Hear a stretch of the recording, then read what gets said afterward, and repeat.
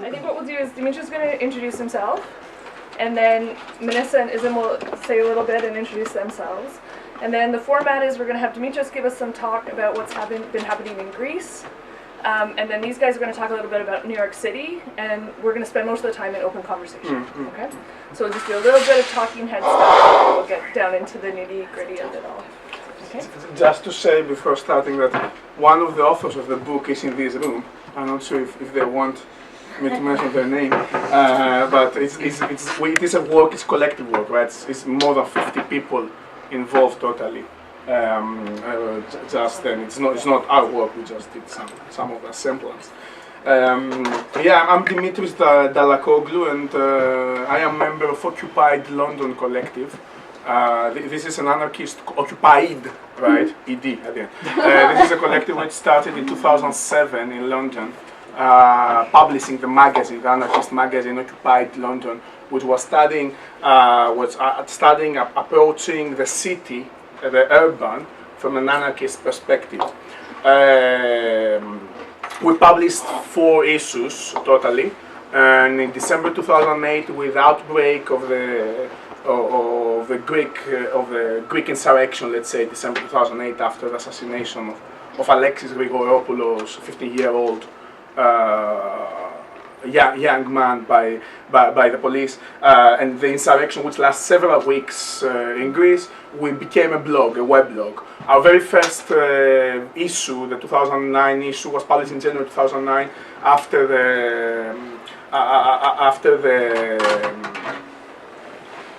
the December 2008 revolt, and in December we became a blog. The blog is called From the Greek Streets, and we provide almost daily updates on events that happen in Greece as a counter-information source. So in other words, almost every day we provide a different reading of the events that usually you would read in the mainstream corporate media about Greece.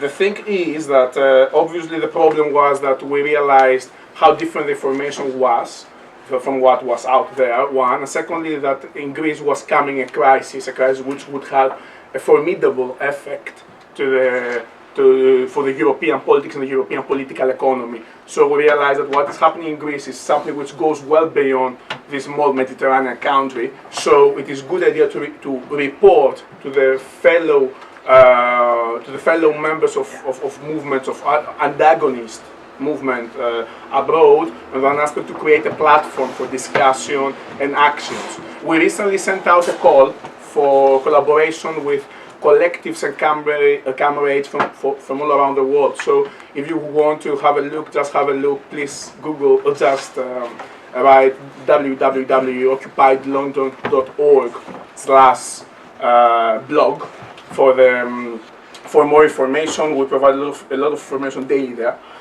If you want the content of the old issues of the magazine, just occupylondon.org. We have them all online. We don't have any more hard copies. We are sold out. But the contents all are available online. Also, the content of the book soon will go online, right? So soon you will have access to the full content of the book for obvious reasons, because we don't believe there is no right in copyright, I guess. Right, in another completely different chapter on a second life, I'm also an anthropologist by training, accidentally, out of coincidence. I was anarchist before I became anthropologist, eventually became anthropologist. So I work as a lecturer in anthropology at the University of Sussex in England. So I'm somewhere between London, Brighton, London, Athens, today, New York. Thank you very much, Jen. Thank you very much, Hunter. Thank you very much, Manissa. Thank you very much, Isham, for being here and organizing that event. Okay, enough about who we are. But let's go down to business. Wait, Dimitris, let me get these guys to introduce themselves first, and then we'll give you the floor. Okay, I'll just introduce myself really quickly. My name is Manissa. I'm a graduate student here in the Anthropology department. I've been involved in Occupy Wall Street since the second week of it, I guess, the end of September, in various working groups. I've also been writing about the movement a lot through various websites and stuff like that. I also run a blog with some of my friends called In Front and Center, which is provides like a critical lens on from like a racial justice sort of perspective on the movement. Word. Hey y'all, my name is Isham. I first got involved in politics with Students for Democratic Society at the University of North Dakota. There I did mostly anti-war work, also some student movement work, some labor solidarity work, anti-racist work. Then moved to New York about 1.5 years ago, was a labor organizer with the Writers Guild of America East. After Egypt, I got involved with New Yorkers Against Budget Cuts in the anti-austerity struggle here in New York City. That led me to a 2-week encampment last June called Bloombergville. It was very small, but after that, the call for an occupation of Wall Street happened. I helped organize the First General Assembly and have been involved ever since in a variety of working groups. Right now, most currently, I'm doing social media for Occupy Wall Street, and I'm also doing student movement work and now organizing the recent sort of uptick in what's going on. There's going to be a bunch of stuff this weekend and press conferences and stuff. So yeah, that's me. Oh yeah, I'm a graduate student here. Okay, thanks everyone, and again, welcome and thanks so much for agreeing to participate in this. Dimitris, you have the floor.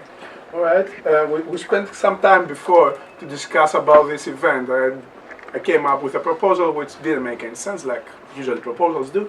Then eventually Isham and Manissa decided to ask 2 very clever questions, which of course I didn't think by myself about presenting today. So I guess that this is a response to 2 questions by Manissa and Isham, which I guess that this would be an ideal structure after Isham and Manissa's response, also to work this event, I guess, because it should be it's a more egalitarian, if you wish, question-answer session rather than authority presentation session. But feel free to ask anything or interrupt or even if you wish to say something extra if I say something which doesn't make sense, or if I talk too quickly, because I obviously talk very quickly and have a funny accent. So if I overdo it, just feel free to let me know. So the first question is how the Greek movement is structured, which came from Manissa, I think, or from Manissa, I think, yeah. Okay, doesn't exist one Greek movement. First of all, to start with that. I think that the situation in Greece is historically different, peculiar, idiosyncratic view is, but at the same time, Greece, I think, is not such an odd animal as we think. It is not so that what happens in Greece at the moment is something which, as you both of you noticed when we discussed it before, it is something that happens on global scale in the last 15 years. However, there is a different background, different history. Greece after Second World War has a civil war, 1946-1949, between communists and right-wing state. Communists were the people who had liberated their country from the Nazi occupation, right? They had fought, they had organized resistance. And then during the Civil War, the collaborators of the Nazi collaborate with UK or USA governments, and they just become the new state because it was the trustworthy force in that small Mediterranean country for the foreign allies. So after a 3 years bitter civil war with a lot of deaths, the defeated of the civil war, the communists, met a pogrom which lasted until 1981. Now, remember, in Greece we have a thing called the state of the right wing, the right state. The right states last from 49 up to 1981 fundamentally.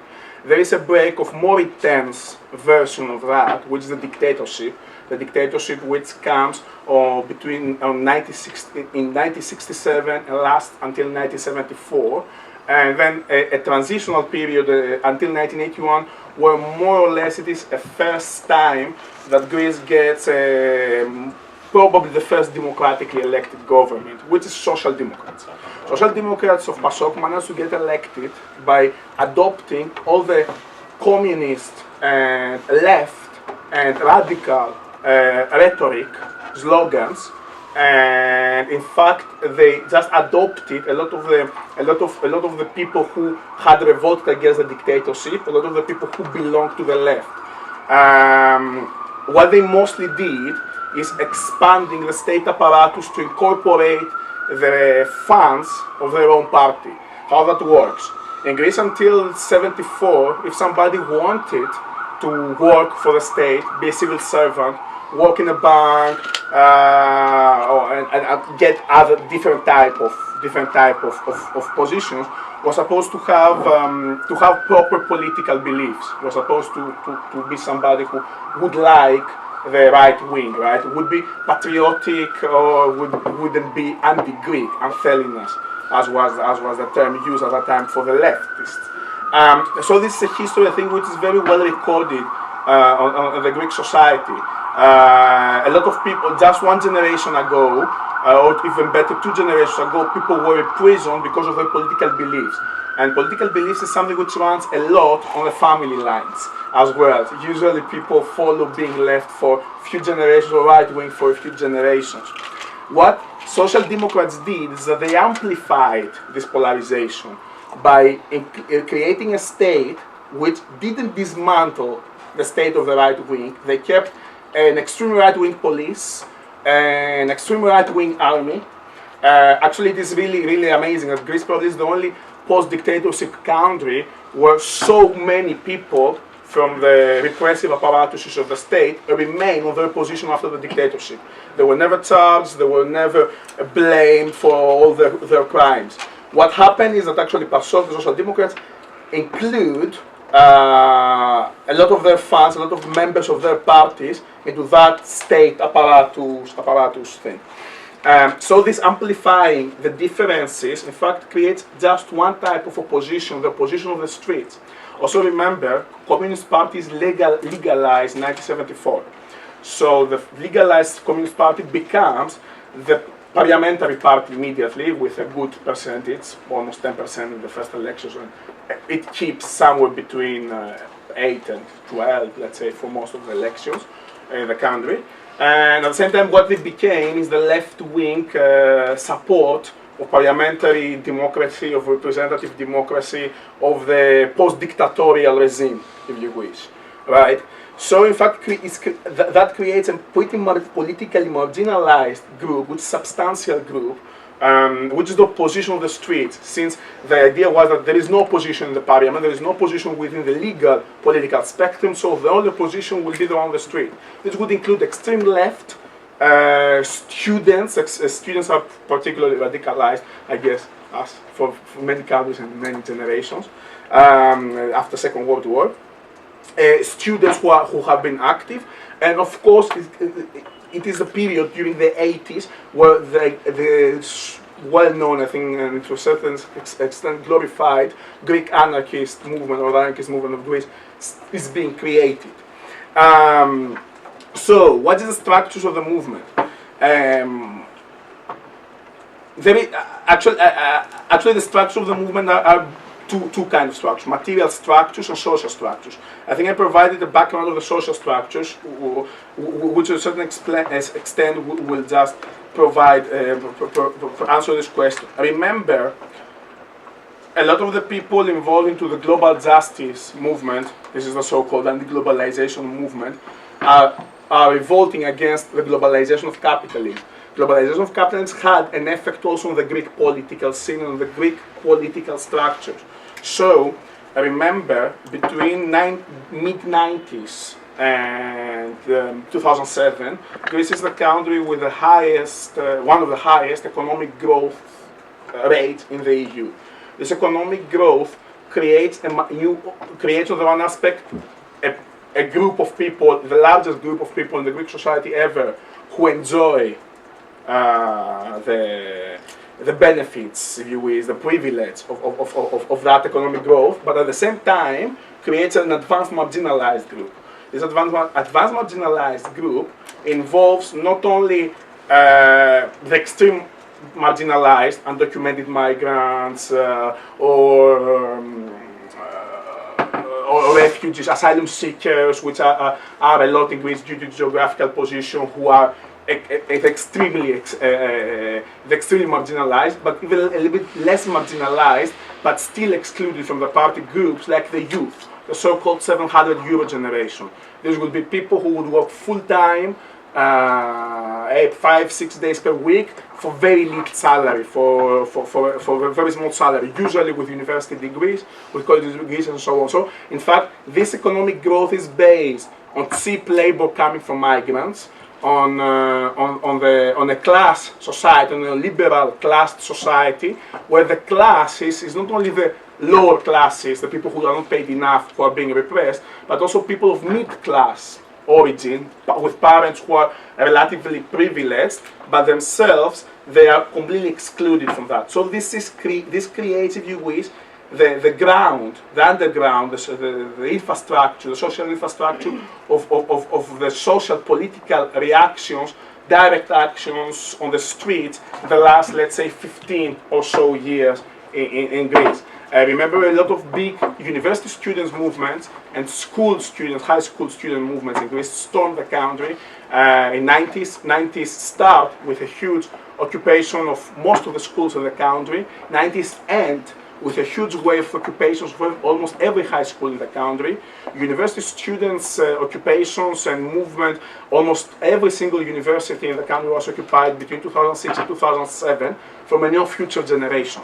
A generation which knew that soon the crisis will outbreak, and actually they may be studying, they may be hoping, but there is no hope, and most probably nothing will happen because they are created to be the underclass of the future neoliberalist of the Greek economy. If you want to see the best example of this economic growth, this would be the Olympic Games of 2004, right? This economic growth was, and its aesthetics, its materiality, its consumption patterns, its new social structures, or the advanced, the not excluded ones, found an expression there, and of course the excluded ones would be the ones who would not even able to get a mortgage or a loan, or they wouldn't be able to buy a car even if they could pay in installments. This doesn't sound that bad, but when there's a party going on around you, a lot of people felt the exclusion, right? So it is a very interesting. Although this is quite fun in a way for this particular group of the society, it was the ground which led to the revolt of 2008.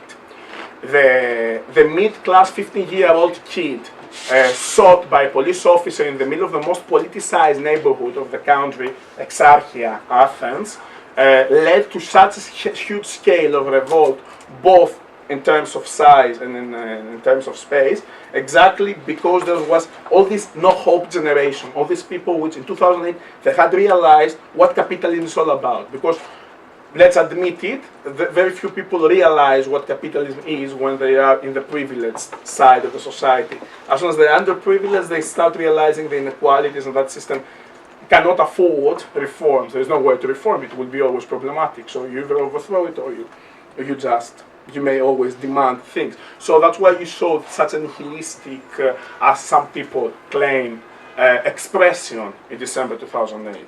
So people came out on the street and started breaking and clashing with the police, and actually there was fires and barricades all night long, the day of the assassination, the night of the assassination, next day, next week, right? It was people who had seen very well what inequality means, what police brutality and increase of policing means, and what capitalism is after all, right?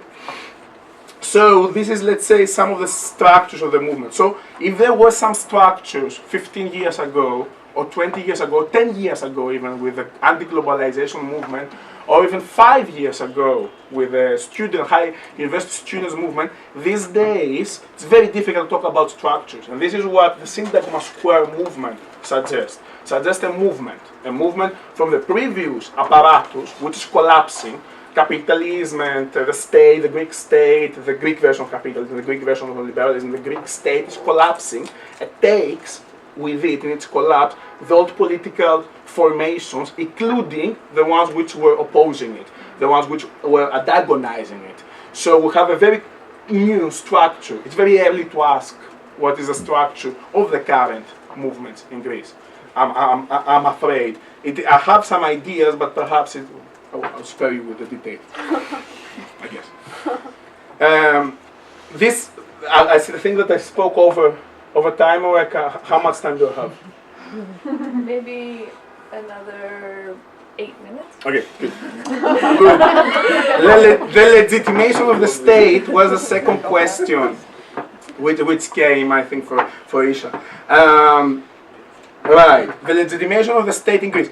I guess the reason you are asking this question is because the impression that comes outside the country is that people in Greece do not trust the state, and people in Greece antagonizing the state when it comes to politics on the street. Is that the reason? Yeah. Yeah, and I mean, the United States case is interesting because the Congress has a 9% approval rating, but like property destruction against the state would be, I think, in the eyes of many, just like a complete tactical, alienating failure. So that's an interesting interplay, and I was just want to know like how the development of the legitimation of the state occurred, and how is that played in the movement. The Greek state had legitimation until very recently. Although for many years clashes on the street and radical politics are going on, the Greek state, the majority of the society wouldn't have a problem with the Greek state. For example, the Greek state is very famous for having one of the highest participation into the national elections in Europe. Highest percentage. You could have over 90% of the voters participating to the elections, which was, is the absolute moment of legitimizing the state. And also in local politics. Also, the Greek, in Greece, until recently, we had a very high percentage of the population who were members of a party, of one of the parliamentary parties. Until very recently, also, we had a very high percentage of civil servants, and a lot of the civil servants would express an affiliation with the state, or with other apparatuses of sovereignty, if you wish. So altogether, I think that the state was absolutely legitimate, especially after the dictatorship. And until today, it is really funny because the politicians, the political sovereignty hasn't realized that the world has moved and the society has moved beyond such circumstances, and they still use the same rhetoric, which the rhetorics were that we live in an advanced democracy, that the youth of 80s, 90s, and 2000s is not right to revolt, because in fact they are the first privileged generation of the country which live in a consumption paradise, in a paradise where actually they can afford, at least, or if not them, but their parents can afford to buy stuff. There's a first generation where people do not really, there is not such a thing as poverty for a great part of the Greek society. Be careful, Greek speaking or Greek society, because the refugees, since they are excluded even from the privilege of being called semi-citizens, are not included in any of these kind of statistics, especially the asylum seekers or undocumented, which is the majority. So we're dealing with a circumstance where actually you see that a lot of the rhetoric by the political sovereignty is that it is the first democratic state after 1974, the first state where actually there is not so large percentage of poverty among the Greek people as used to be in the past. And it's the first privileged generation who will have access also to higher education much wider in comparison to the past, and so on. So I think that what we are missing is that the state in fact has had a legitimation. The problem is that recently, let's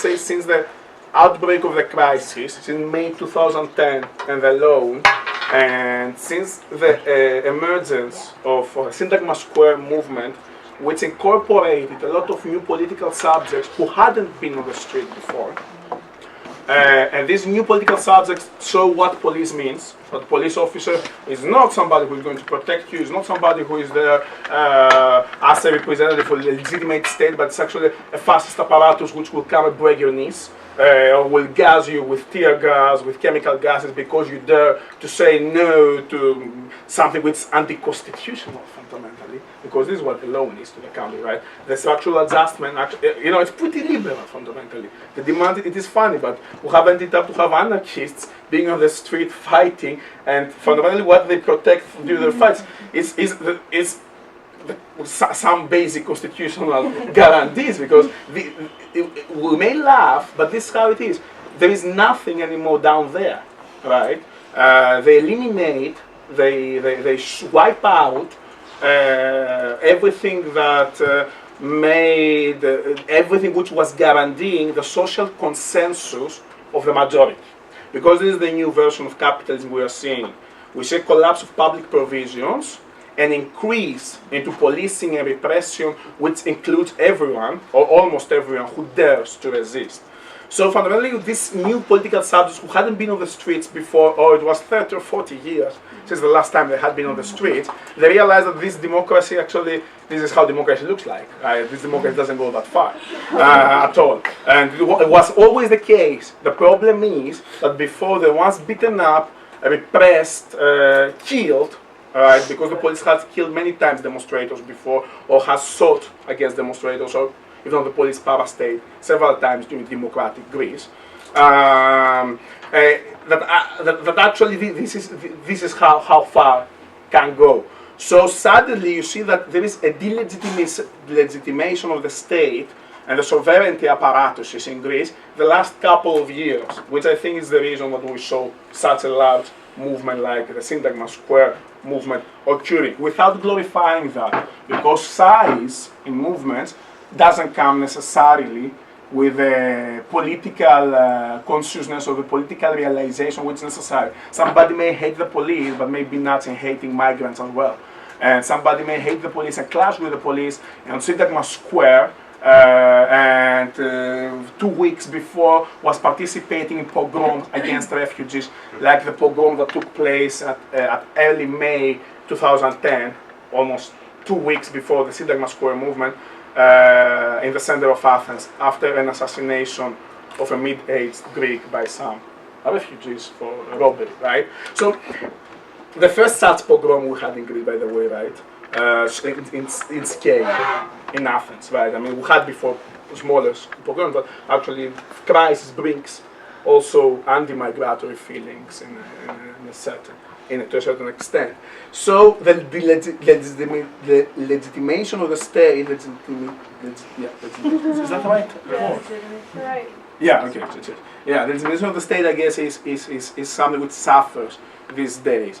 But this can go the other way also. Because, for example, these days there are demands for the creation of civil guard in Greece by an organization called the Greek Center for the Use of Guns, which actually is an organization that calls for civil guard to be created, which will undertake neighborhood watch operations and policing operations.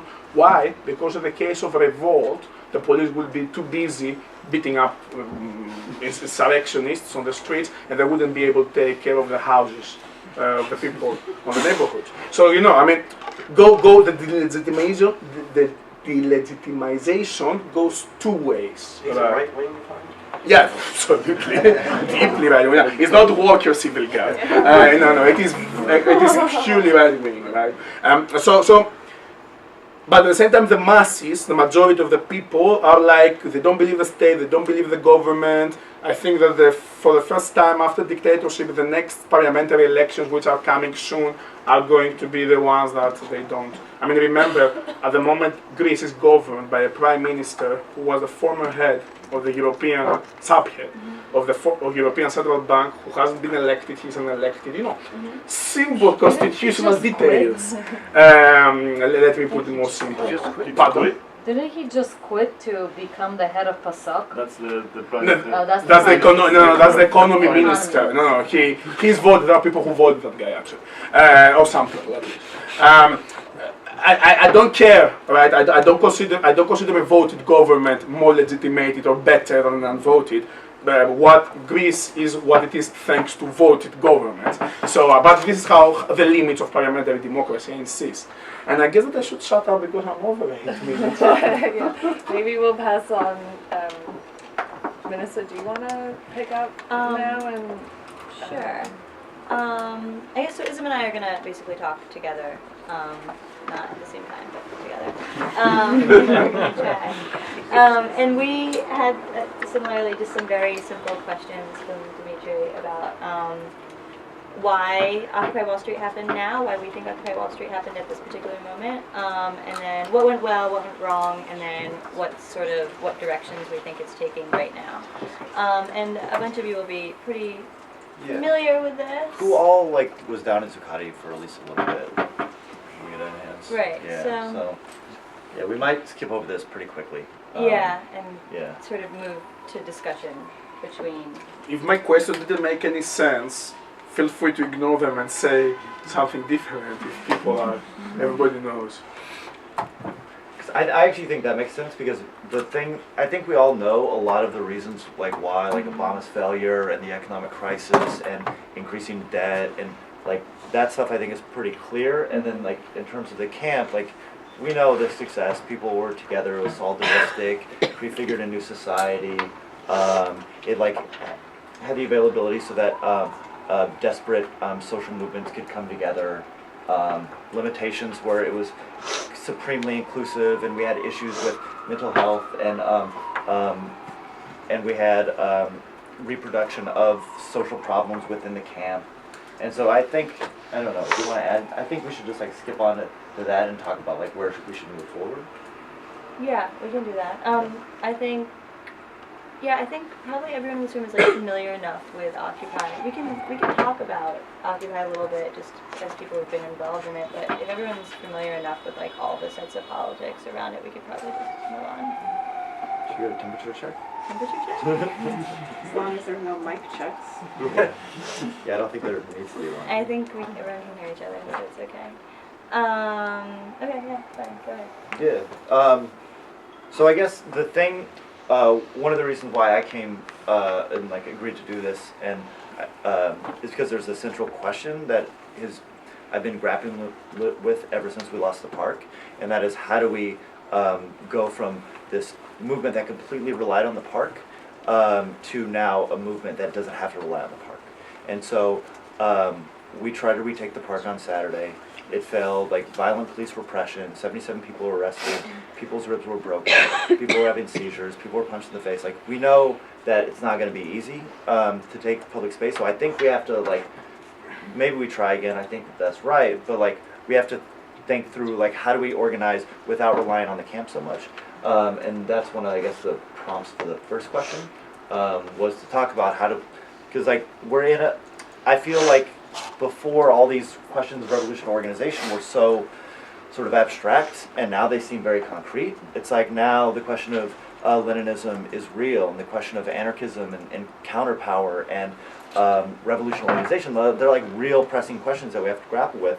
So I have some ideas, but I don't know if folks want to jump in and talk about what they think, how we move forward as a movement, and to what extent do we rely on encampments, or do we rely on taken buildings or occupied homes and the difficulties with that? I think that was one of the questions we sort of had for Dimitri partially, and for everyone, I think, just how to sustain a movement like this here in the United States, just watching what's been happening in Greece over the past few years now, right?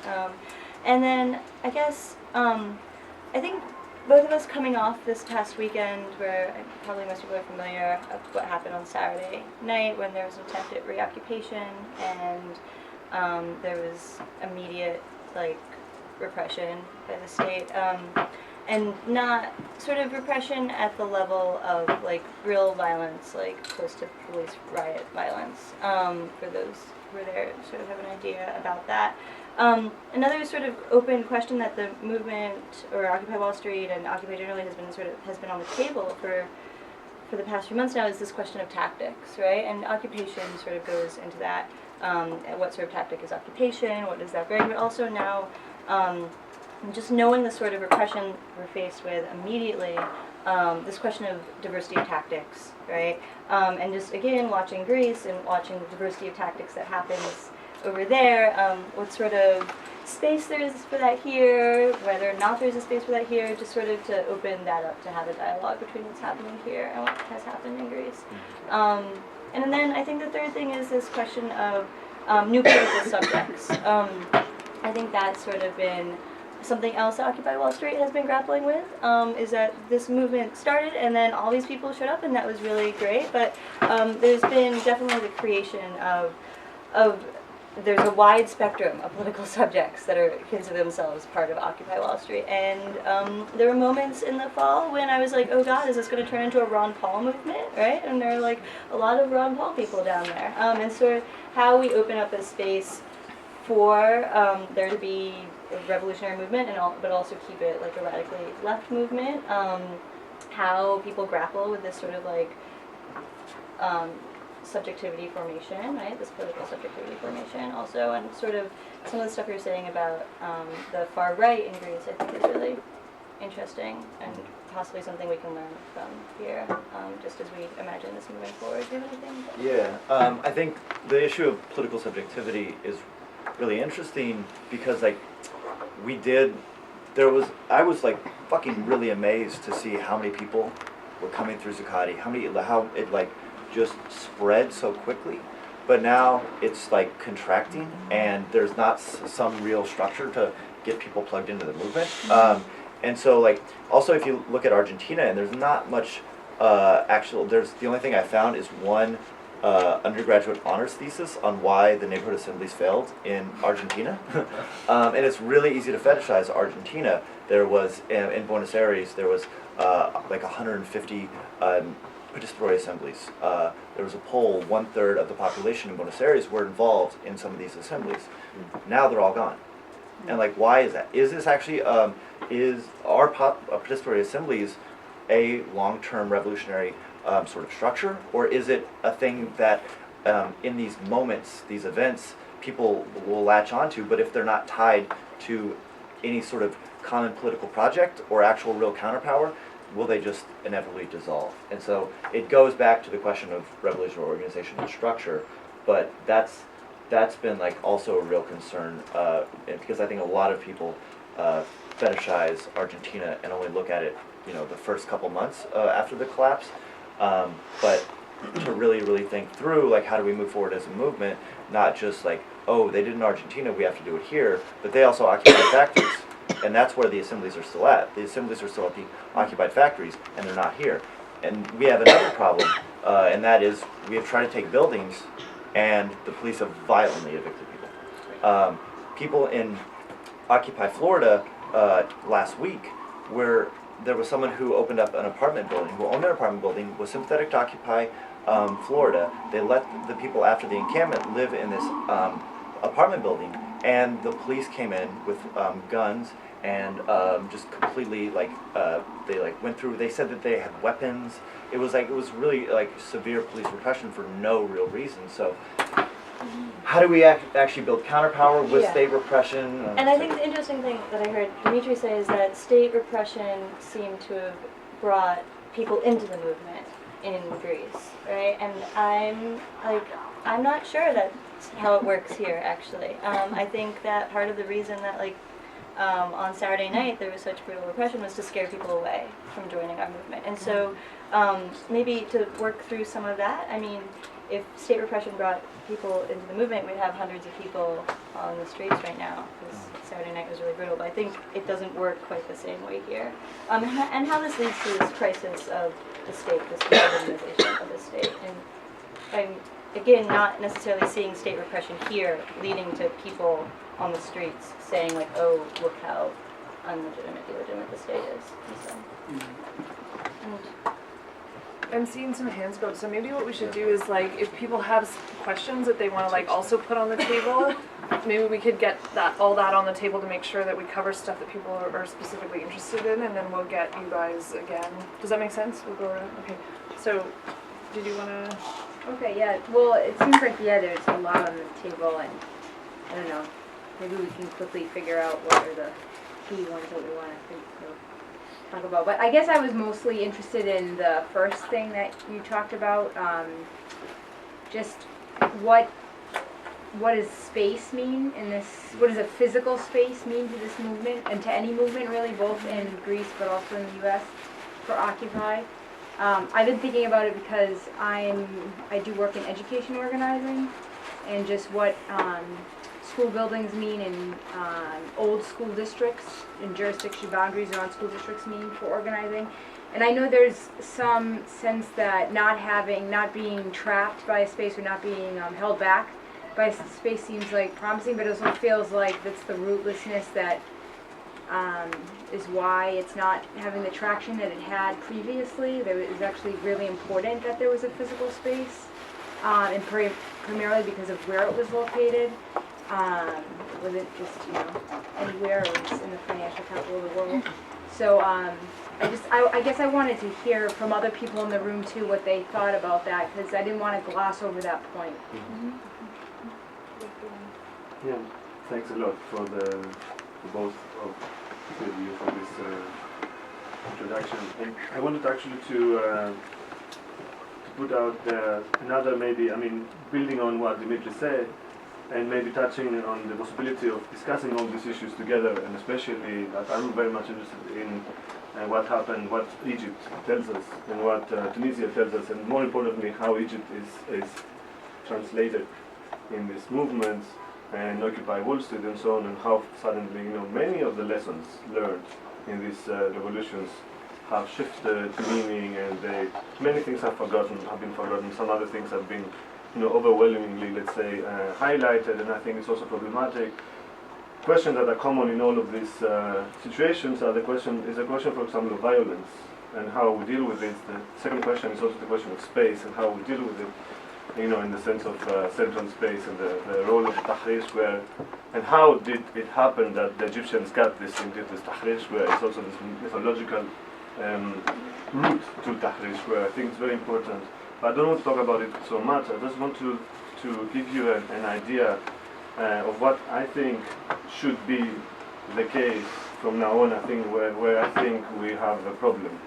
I don't want to speak in that in this sense, but I do have an uneasiness about the fact that, for example, yesterday I was in Left Forum and I was in this panel, and I was listening to 5 leftist party from Europe, representatives of leftist parties, and they were all, talking about how repression goes on and how capitalism is transforming itself and so on and so forth, and how we have to do. And the discussion of the panel was about resistance, and at the end of the day, it was nobody talking about resistance, but everybody was talking about how the state is really constructing itself, how we're going to lose the battle again.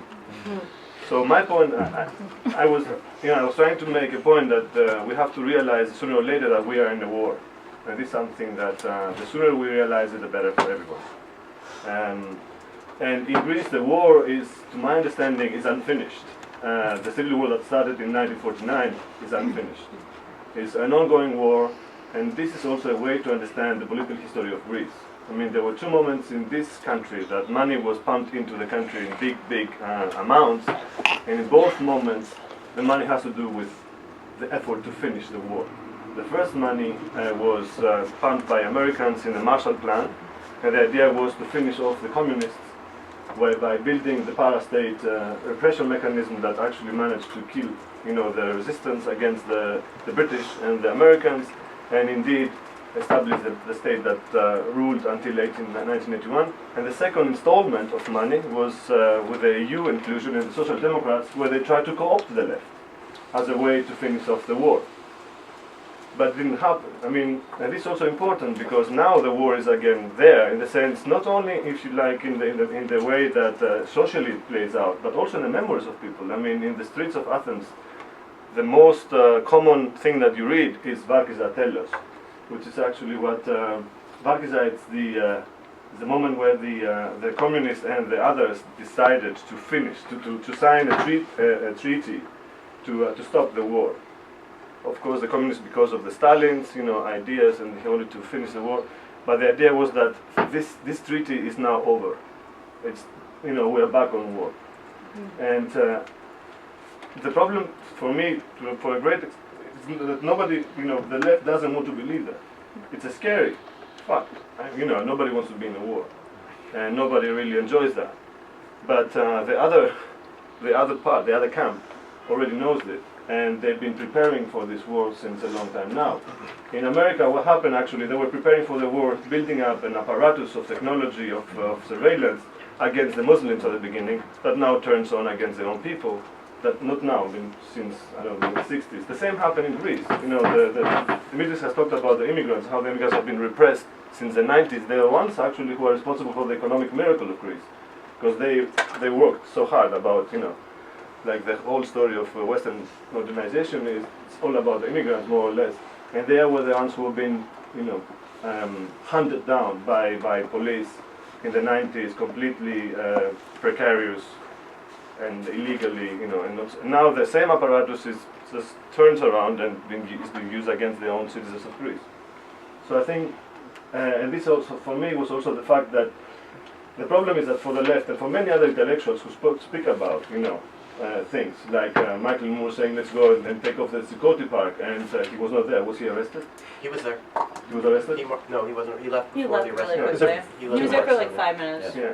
Anyway, it's not the point about Michael Moore now. The point is actually that I think, to me, to put it in a provocative way, if these guys who have big mouths in the sense, you know, tell us what to do, don't get to feel what it means to be thrown in a cell, you know, basic material ways of feeling the war on your skin, it's not going to work.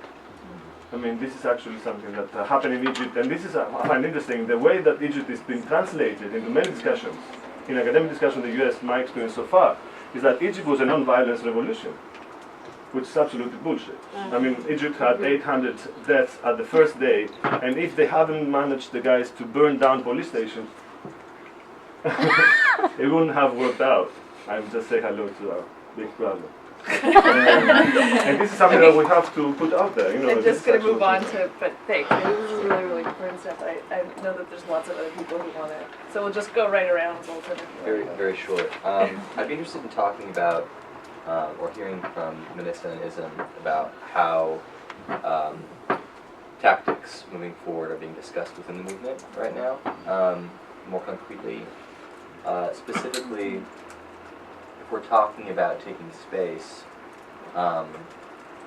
things like asking some of the unions who have been supportive to actually bring out members and hold a space, the way that they did in the first eviction defense, or thinking about forming coalitions to take spaces, so it's not all falling on the core set of organizers who are putting their skins and bodies in competition with the cops every single time. I'm wondering like about those types of things, but also other types of campaigns that are going on, in the way that those can be thought of as like militant escalation or as kind of like other types of outlets for the energy that's happening. So just like, what are we talking about within the movement? And the second question I want to no, actually I'm just going to leave it. I'm going to step back. There was some other So, quick questions to put into the well, my name is Emmanuel. I'm from Grass Valley, California. I spent a lot of time since Occupy started in Oakland.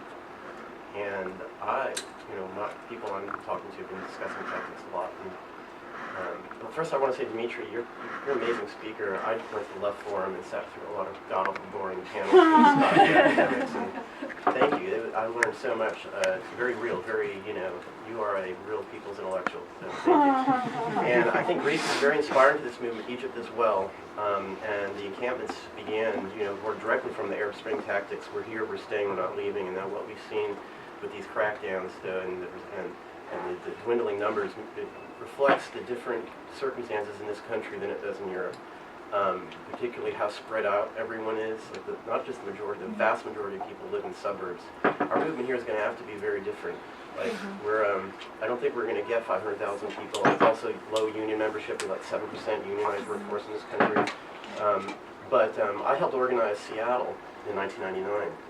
So I really want to put a plug in for what a medium number of people can do if they organize civil disobedience, especially in such a way that makes it very difficult, willing to get arrested, and very difficult for the police to move. So we could move our occupations to corporate facilities. For example, when J28 in San Francisco, we shut down Bank of America with 5 people in lockboxes. They decided not to arrest us, just close the bank for the day. But if they had arrested us, we had media that was there, you know, would, I think, help spur the movement on. So, because this narrative of police violence crackdowns is not to inspire people. It's not. I mean, and they may be violent to us when we do CD and other places too, but if you do proper media work, and you can really galvanize the public with nonviolent sit-ins, lockdowns, things like that. So that's my plug. Real quick, also we produce these Why We Occupy cards. I passed one around. If anyone wants more, we've got Monsanto, Wells Fargo, and 9 others. Info cards, outreach cards to the Occupy movement. You can see me afterwards and get as many as you want. Thank you. Yes, please. Thank you. First, I was wondering if we might get a chance, if Dimitri could review for us, if he's willing, briefly just how the Greek debt was accumulated and reached this epic proportion over the last 10 years, and also what the chances are that there might still be enough of an uprising to force a disorderly default and an exit from the euro and cause all the dominoes, all the banks to fail again, which I think would be very helpful for the movement here and healthy for it everywhere else in the world.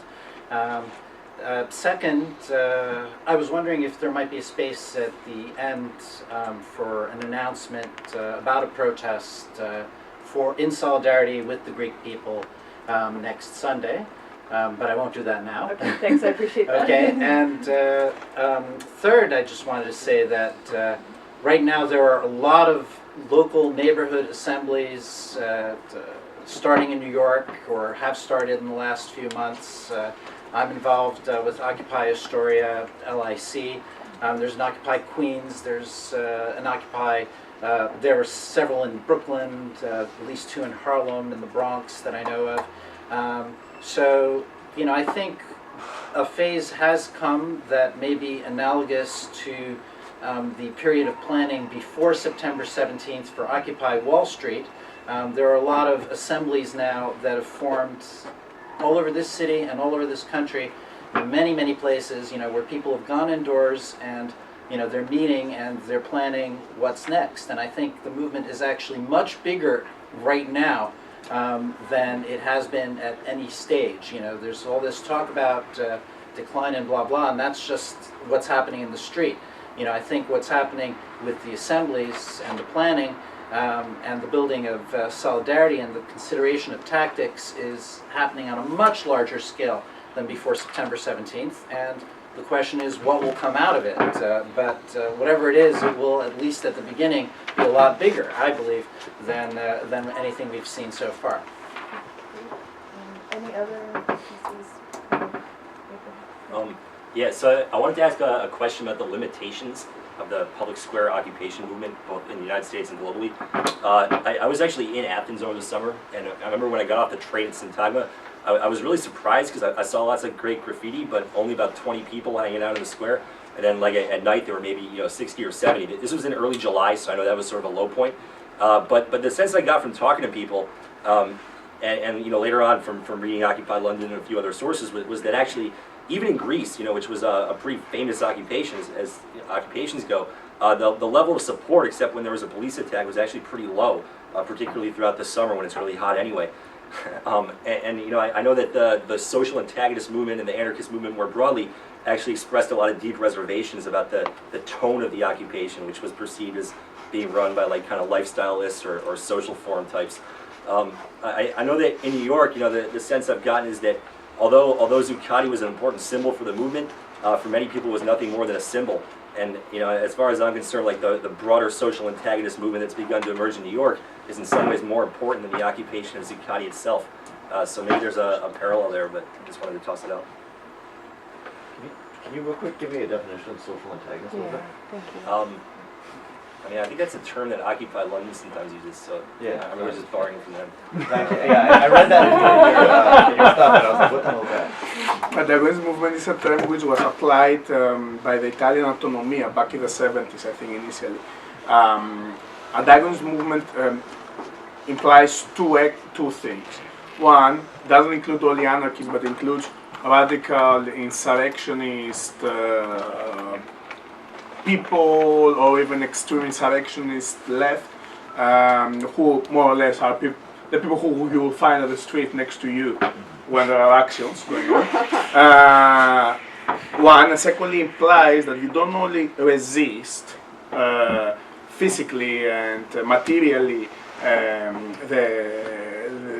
the state, the capitalism, or sovereignty, the elites, or whatever you consider in these particular circumstances as the name of the enemy, but you also create social and material infrastructures which are competitive to the dominant, to the sovereign system. So you start creating things which are going to, if you want, are lit symbols which hopefully expand of the society of freedom and solidarity that we want.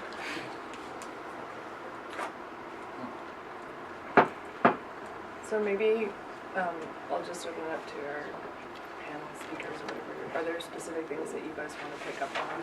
There's a lot of questions and comments about space and geography, which I appreciate. I'm a geographer. Both public space, but also around the geography of American cities. I heard that seems like a fruitful arena of discussion. And then there's a whole other piece about tactics and where the movement is going and stuff. Does he do? Can I just add one? I think it sort of relates to this idea of like space, maybe a question about time. And so I've been more involved with a lot of these kind of like day of action, to defend public education, or the November 17th, or like these kind of like, one day things where the idea is to like mobilize a lot of people and get people involved, and that's really exciting. But then I feel a little bit, I will just say myself that like I'm excited to participate in these things, and then it's like, okay, well, when's the next day of action? But they're, less involved in the kind of like day to day. And so how does that work as a tactic? Is that effective in terms of like bringing people in? How, do we want to move from that to kind of something that's, less just like a single day of action kind of thing? Or, yeah.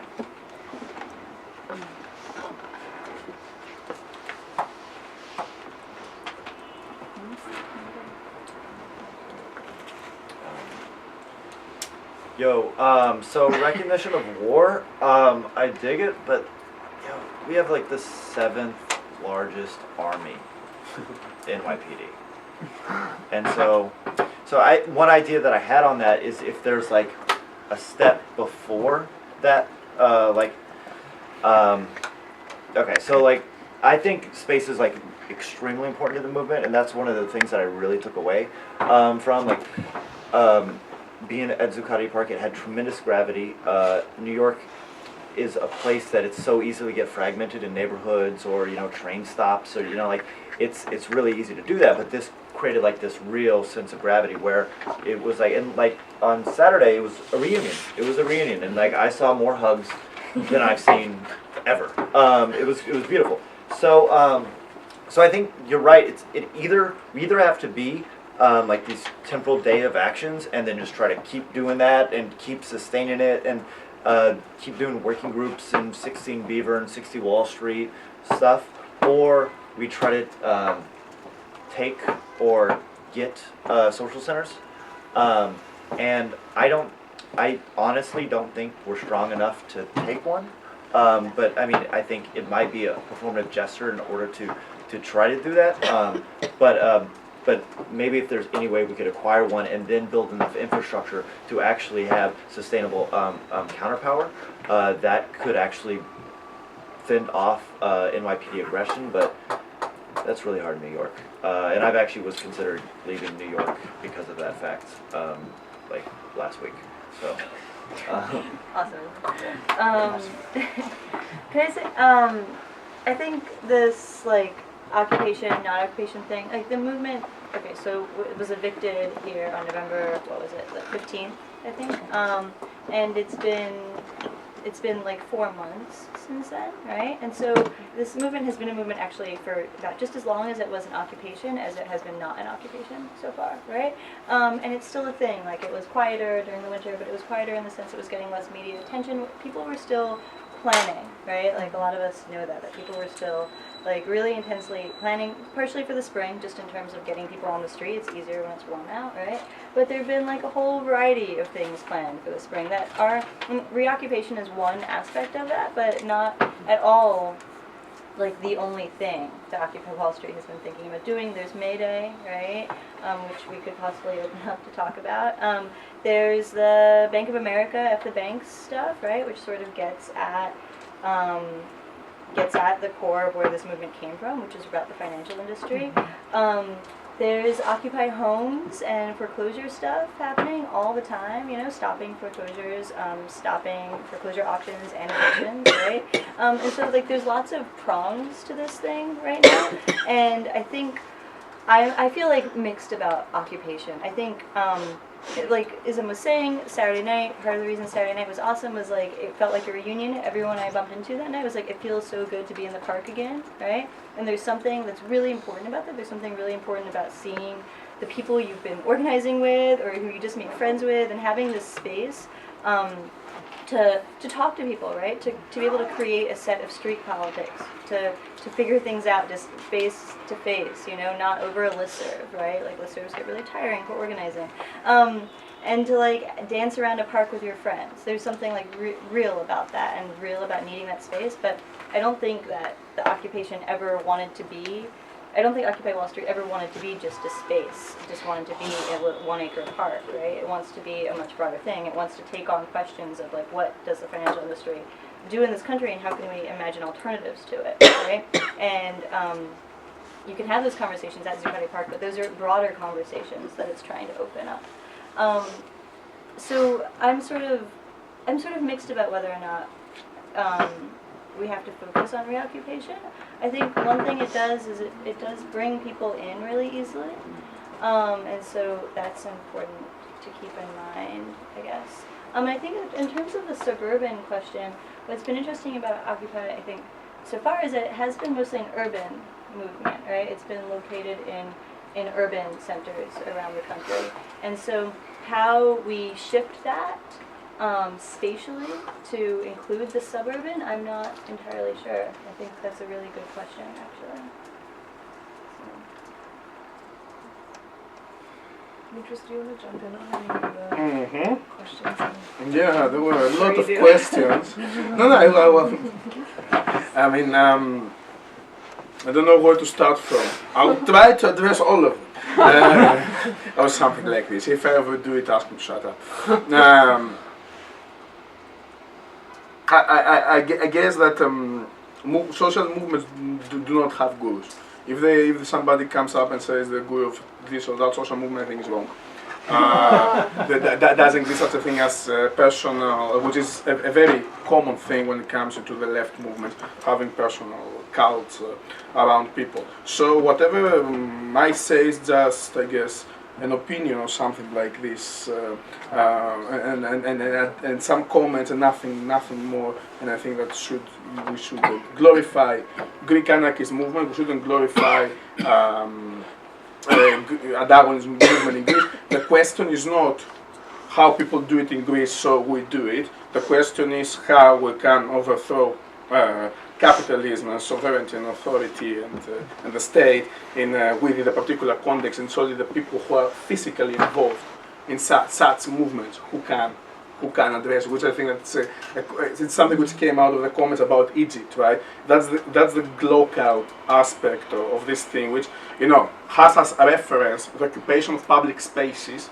in New York, London, Athens, Barcelona, Cairo, wherever else, but in fact are very different movements, right? People occupy squares, but they're very different movements.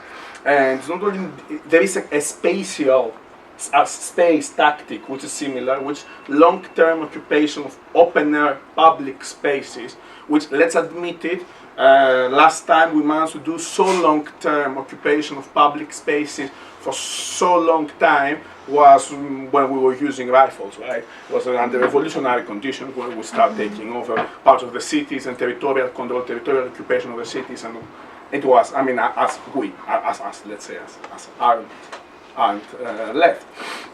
as part of as a revolutionary insurrection, as proper revolutionary insurrection, which could last 1 month or 2 weeks or 3 weeks, right? Otherwise, the last few decades in most of the West, public spaces are occupied just temporarily for a few days, in the best case scenarios, I guess.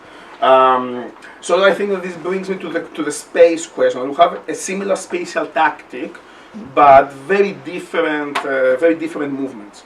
Which its particular case they are shaped in different ways, and I guess it is an issue of the movement itself.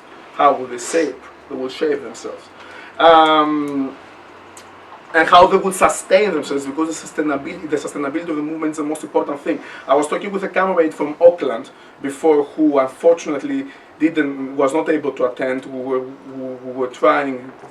Jen and Hunter were trying to involve him as a speaker in this event, but unfortunately he had to leave. So I guess that they're organizing some ways to sustain this movement by organizing neighborhood assemblies and neighborhood events, neighborhood barbecues in the most deprived parts of Auckland, as a way to decentralize Occupy from a central square in a posh part of the city, and bring it down on the local community, and start create Oscar Grant plazas, where actually the local people will know that if there is something political going on, they will just go there. In other words, they start creating political infrastructure, so they start really, literally occupying these spaces from sovereignty, from capitalism, which has occupied them before, occupy them and turn them into adding new significance, new signs, new meaning to these places, making them some meaningful occupy spaces, where actually people will use them long term, and the people will just be incorporated, organically integrated in the local communities' political actions and direct action, with a direct actions horizon involved there. So I guess that we shouldn't fetishize Argentina, but we shouldn't also fetishize Occupy. We shouldn't fetishize Syntagma or Zuccotti Park. The question is not only to occupy, the question is to take over. Right. The question is to how we go forward. I think that there are some serious effort. Somebody talked before about radical tactics and about strike, right? About striking as a term and about unions as well as part of this big assemblage of tactics. I guess that the problem these days with the flexibility of labor is that even if the workers will stop working for 1 day, all the workers in New York City, the damage is relatively little. It's great, it's good to happen, right? But the question is, because majority of people work flexibly. You call your boss and you tell them, I'm striking today, and say, it's all right, you're working 3 days per week anyway, so come tomorrow for work. Because this is how things are, this is how flexibility of labor is, this is what late capitalism is all about, right?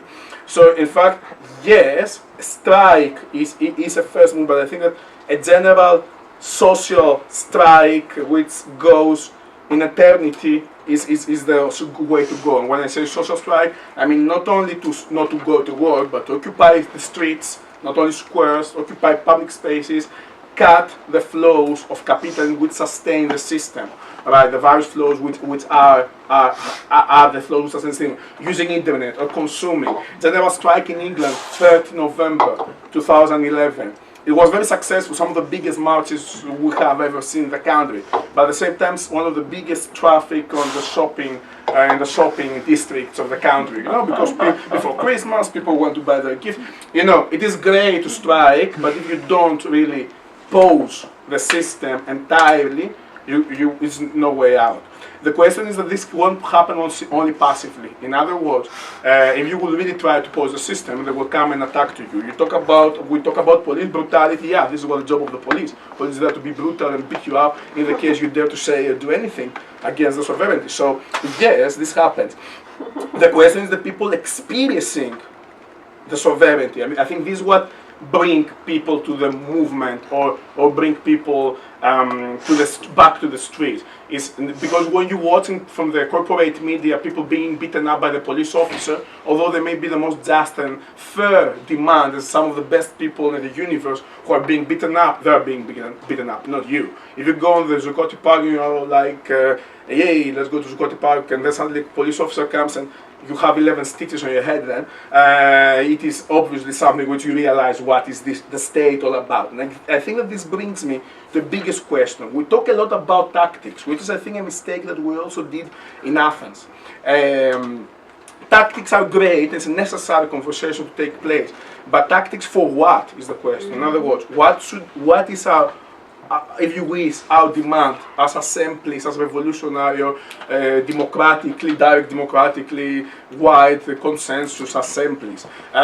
Because if you would just want an economy without stock markets, or we want an economy where the banks will not run wild, or we want an economy which is based on merit and objective economic terms, we are wrong. Because this cannot happen. There is no morality in the economy. The job of the morality has nothing to do with the economy. Economy is there to be moral. There is no way to moralize it. So I guess that any kind of demands which do not demand an absolute deconstruction and if necessary distraction perhaps of the sovereign system, and they just demand a better deal is problematic. If you know, the state was providing for many decades in post-war Europe a lot of public provisions and social provisions. People had free healthcare, people had very decent pensions for a while, a lot of people had decent pensions for a while. People improved their salaries. Remember, the reason they got all this is because they revolted. Right? If there is a lot of blood shed in order to achieve these things. So there were not some of the states one day woke up and said, hey, I think that the workers are really nice in this country. Let's give them a better salary, or let's get a minimum salary here. No, these things worked because some people clashed with the system. The problem is that now they take it back because for various reasons they managed to get away. So I guess the question of tactic is necessary. How, in order to improve the occupier, transform the occupier into taking over, fundamentally, and to overthrow, and this cannot happen peacefully, you have to overthrow what is there, right? Because they want, you know, the elites and the capitalists will not wake up one day and they will say like, okay, I think you're right, I really have overdone it. It's all right, we'll serve this fairly. And even if they serve it fairly, doesn't help, because there was a more fair sharing of wealth in a lot of European countries for many decades. Capitalism didn't change. It's an unequal system of exploitation where people are dying because of starvation in the same city where some people make 1 million per month or something. Right? So it doesn't help really. It's just that now more people from before are the ones repressed and having an unequal treatment, and that's why we see this movement emerging, and we are like, there's big movement. No, it's not big movement. It's just more people feel what capitalism, feel on their skin what capitalism is all about. So yes, I guess this is an issue here. So this is, I think, the limitations of Occupy that Cameron and colleagues, friend from behind my back, asked before. Yes, the social antagonist or anarchist movement's critique to the Occupy. As I said, we shouldn't glorify Greece because remember, in the winter 2010-2011, not very many things happened in Greece in terms of resisting the new austerity, resisting the things which were happening until May 2010 and the Occupy 11 and the Occupy movement. Fundamentally, for several months, we didn't see many things happening. On the contrary, Britain, from all places in the world, Britain was much more radical with the students and the austerity movement on the streets. We had the headquarters of the governing party being stormed by demonstrators who broke in and burned stuff and broke stuff. Well, you know, it's a proper insurrection. You know, I mean, we didn't see that not even in Egypt. And they felt it very well on their skin in England. But you know, we didn't see that in Greece for during that winter, let's say. But then we have Occupy movement. So in principle, the Greek version of occupying Syntagma Square as was movement, as was the name at the time. So I guess that at that time, Syntagma, which as a space, is the most one of the most representative spaces of the Greek period of prosperity, of the 1996, 2007 period of economic growth, because was gentrified several times, was repaved with marbles 3 times between 1990 and 2004. Last time we had a gentrification of the square was in 1896.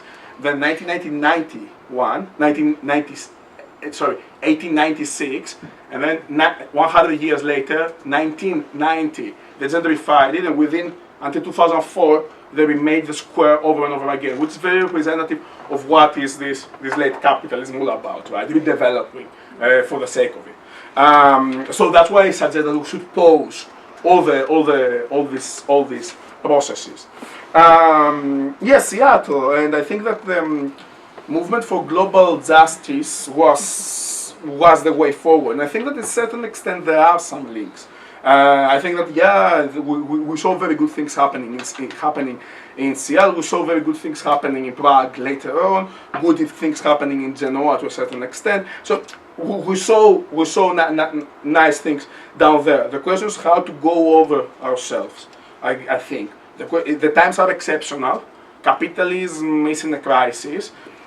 As a lot of people have suggested, crisis and capitalism are endemic. It is something which will be here anyway. But I think this crisis is a really good one because they have to take care of so many things, of as many things as they want. So there are huge gaps and some nice ruptures opening up. Within these ruptures, we take the opportunity. In other words, it's an opportunity. Okay, we suffer, and more people, and suffering around us goes the way worse than most of the people in this room has experienced the last few decades. But at the same time, this creates a fantastic rupture which can be filled through antagonist tactics. But again, my question is how tactics meet and talk with objectives, right? Because we may improve our tactics immensely, but for example, let me say something. Occupying a square and holding a democratic assembly, very nice, proper democratic assembly, you may jump to decision for women not to participate anymore in the assembly. It's not the assembly. The tactic itself doesn't instruct, doesn't necessarily is not necessarily revolutionary. It's not necessarily transformative. How Greek debt was accumulated, somebody from behind my back again. I think I gave a little example with Syntagma Square.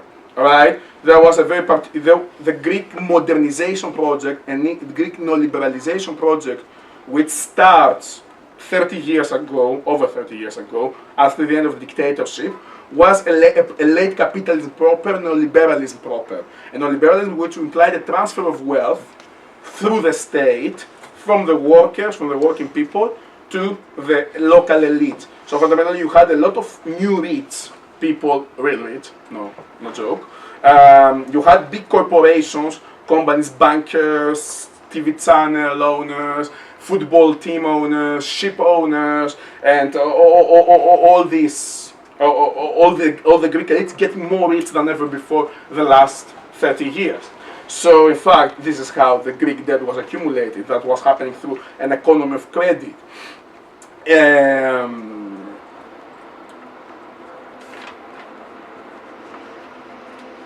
What are the questions I wanted to which again, the tactic question brings us to the unions. Yeah, Greece has huge unions. A lot of people are members of the union. The unions are strong and powerful. Does this change something? No, because the unions are reformistic till the bone. In fact, they're scumbags. They are the leadership of the unions, right? They are members of the same parties which govern the country, and fundamentally they are just doing the job of the government. So is the union the response?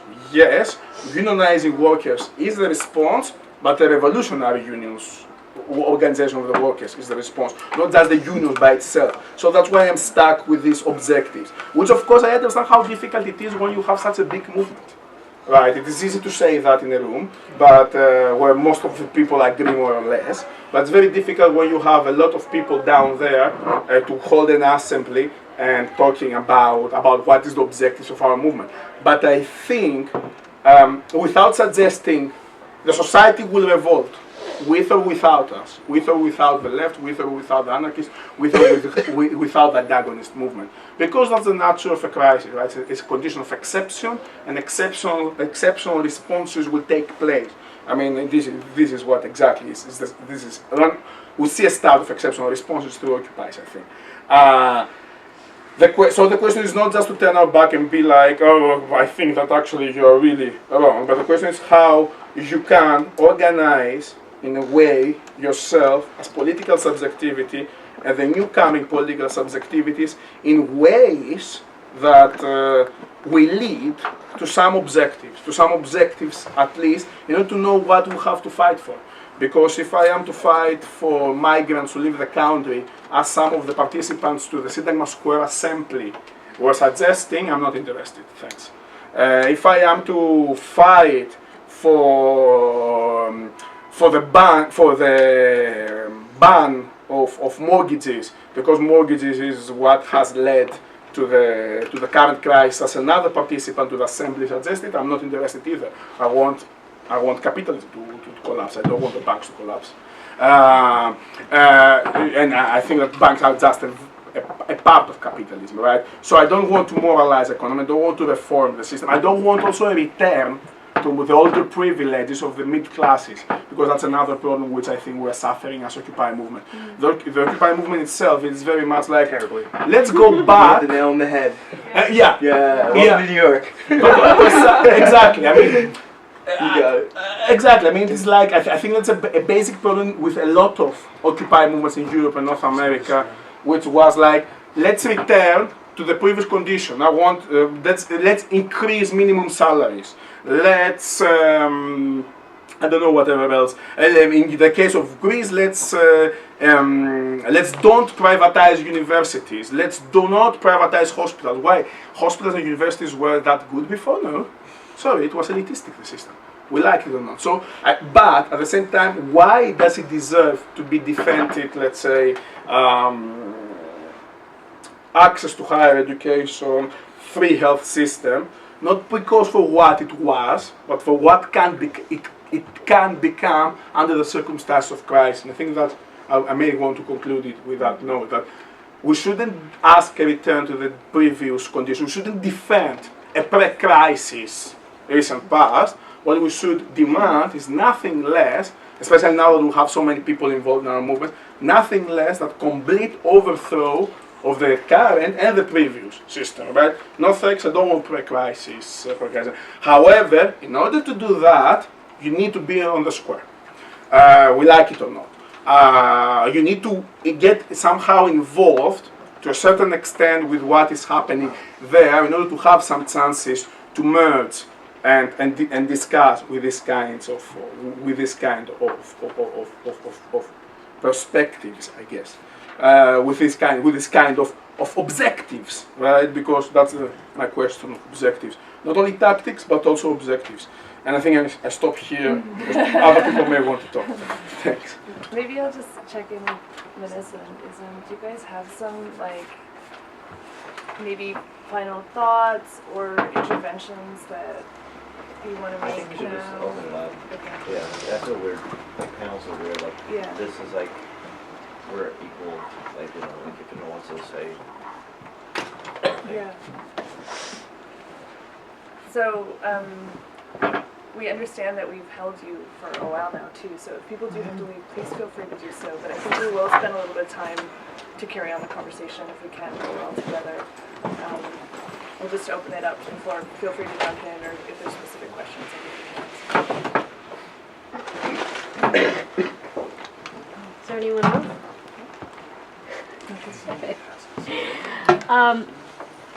So I'm going to follow up exactly where Dimitri left off. It's actually the pulse of what I have been working on for about 12 years now. I mean, first of all, I really respect the different movements all three of you are talking about and that all of us are talking about here. and it's a long time coming, and it's absolutely critical that it continues with or without public space and in various forms, and with both the tactic of creating and living the alternative versus fighting the system. Those are two different things, but they coexist in harmony. There's no need for them to be pitted against each other, although internal dialogues are really critical, and I'd love to hear more about that. So my question is this, that where Dimitri left off, it's not about repairing, reforming, salvaging, returning, or defending, and it's about a complete overthrow of the current system and previous systems before. This is deep stuff, it resonates, but it's really problematic because it raises so many complications and questions as to a complete overthrow and then what? And so I want to ask that to you with capital letters in terms of course, there isn't a straightforward answer necessarily, but what are the different debates happening? Not everyone who is present in Syntagma Square or in Zuccotti Park, not everyone has a well-versed, articulate understanding of Marxism or social democracy or communalism or politics of the commons. I mean, not everyone comes with the ability to differentiate all the pros and cons between different systems, but people do operate from the heart. People are experiencing universal issues and problems and situations, and the crisis is very universal. How can this next step of and then what be framed in a way that actually leads to what I strongly feel sometimes needs to go back to freedom movements, needs to go back to the freedom movements of the Global South, of the Third World Project, and needs to return to that ethos of building a purpose, of reaching into the heart. Because as long as we're fighting, we don't attract masses, we don't attract the leverage. I was also a student activist in the Seattle movement and involved in the protests against the World Bank, IMF, and the WTO now for the last 15 years. And the one thing I've learned fighting the IMF, I work for a social and economic justice NGO called Third World Network, and I've spent the last 7 years focusing on the International Monetary Fund and international campaigns to fight the fund, especially with our partners in Sub-Saharan Africa and now increasingly in the Middle East and Europe. And the one thing I'm learning really quickly is the sense of horror that are we reinforcing and strengthening the International Monetary Fund, the neoliberal blueprint, the absolute pulse of austerity politics? Are we actually strengthening this institution as they co-opt our words? They've started using things like pro-poor spending and equity and social assistance and cash transfers. Not that we were using those terms exactly, but they're starting to co-opt our very words. So have we ended up strengthening them by fighting them? And the gap I'm seeing in all this campaigning against international financial institutions is we haven't been able to articulate a for movement, a clear articulation of this articulation from the civil society working with trade unions, media, that no to the IMF, and we want to create this and this and this. It doesn't have to be singular, it can be in multitudes. And just one last point is that the danger of this is Southeast Asia. Southeast Asia, was completely screwed over by the IMF during the 97-98 financial crisis. As you know, we're seeing this perverse repeat in many ways in Europe now. So in many ways, Asian countries are sort of saying Schadenfreude and all of that stuff. But what Asian countries have done since the invasion of the IMF into their economies, which has lasted through the last 15 years, they've done the opposite. Instead of creating an actual alternative, they've sold out completely to private capital markets. Inequality in Jakarta, in Seoul, and Bangkok keeps rising. And so it scares the shit out of me that this would repeat itself from Athens to Cairo to Tunisia to Yemen. Because you can say that, okay, Asian capitals have gleaming skyscrapers and GDP growth is skyrocketing and investment is funneling in, but inequality is sharper than ever. One example is in Indonesia, just to conclude with, in Indonesia, what's happening today, which has not been reported at all, Indonesia being very undermined in sort of world media, there's been a massive movement in Indonesia where there was a national bill passed that agrarian land can be forcibly trespassed and peasants removed if there is an investment purchase of the land. I mean, Suharto went away in 98, and this is just as bad or worse as Suharto's time. So what good was that? Is this a pseudo-democracy in Indonesia and in many other, so this is the kind of scenario that I fear after such hopeful, aggressive, vigorous resistance movements in Arab Spring and Greece, where today students are killing themselves again and dying at the hands of the Indonesian army because the tractors and the army keeps rampaging forth villages, towns, and all other areas of the commons. So back to my question, it was, so then what?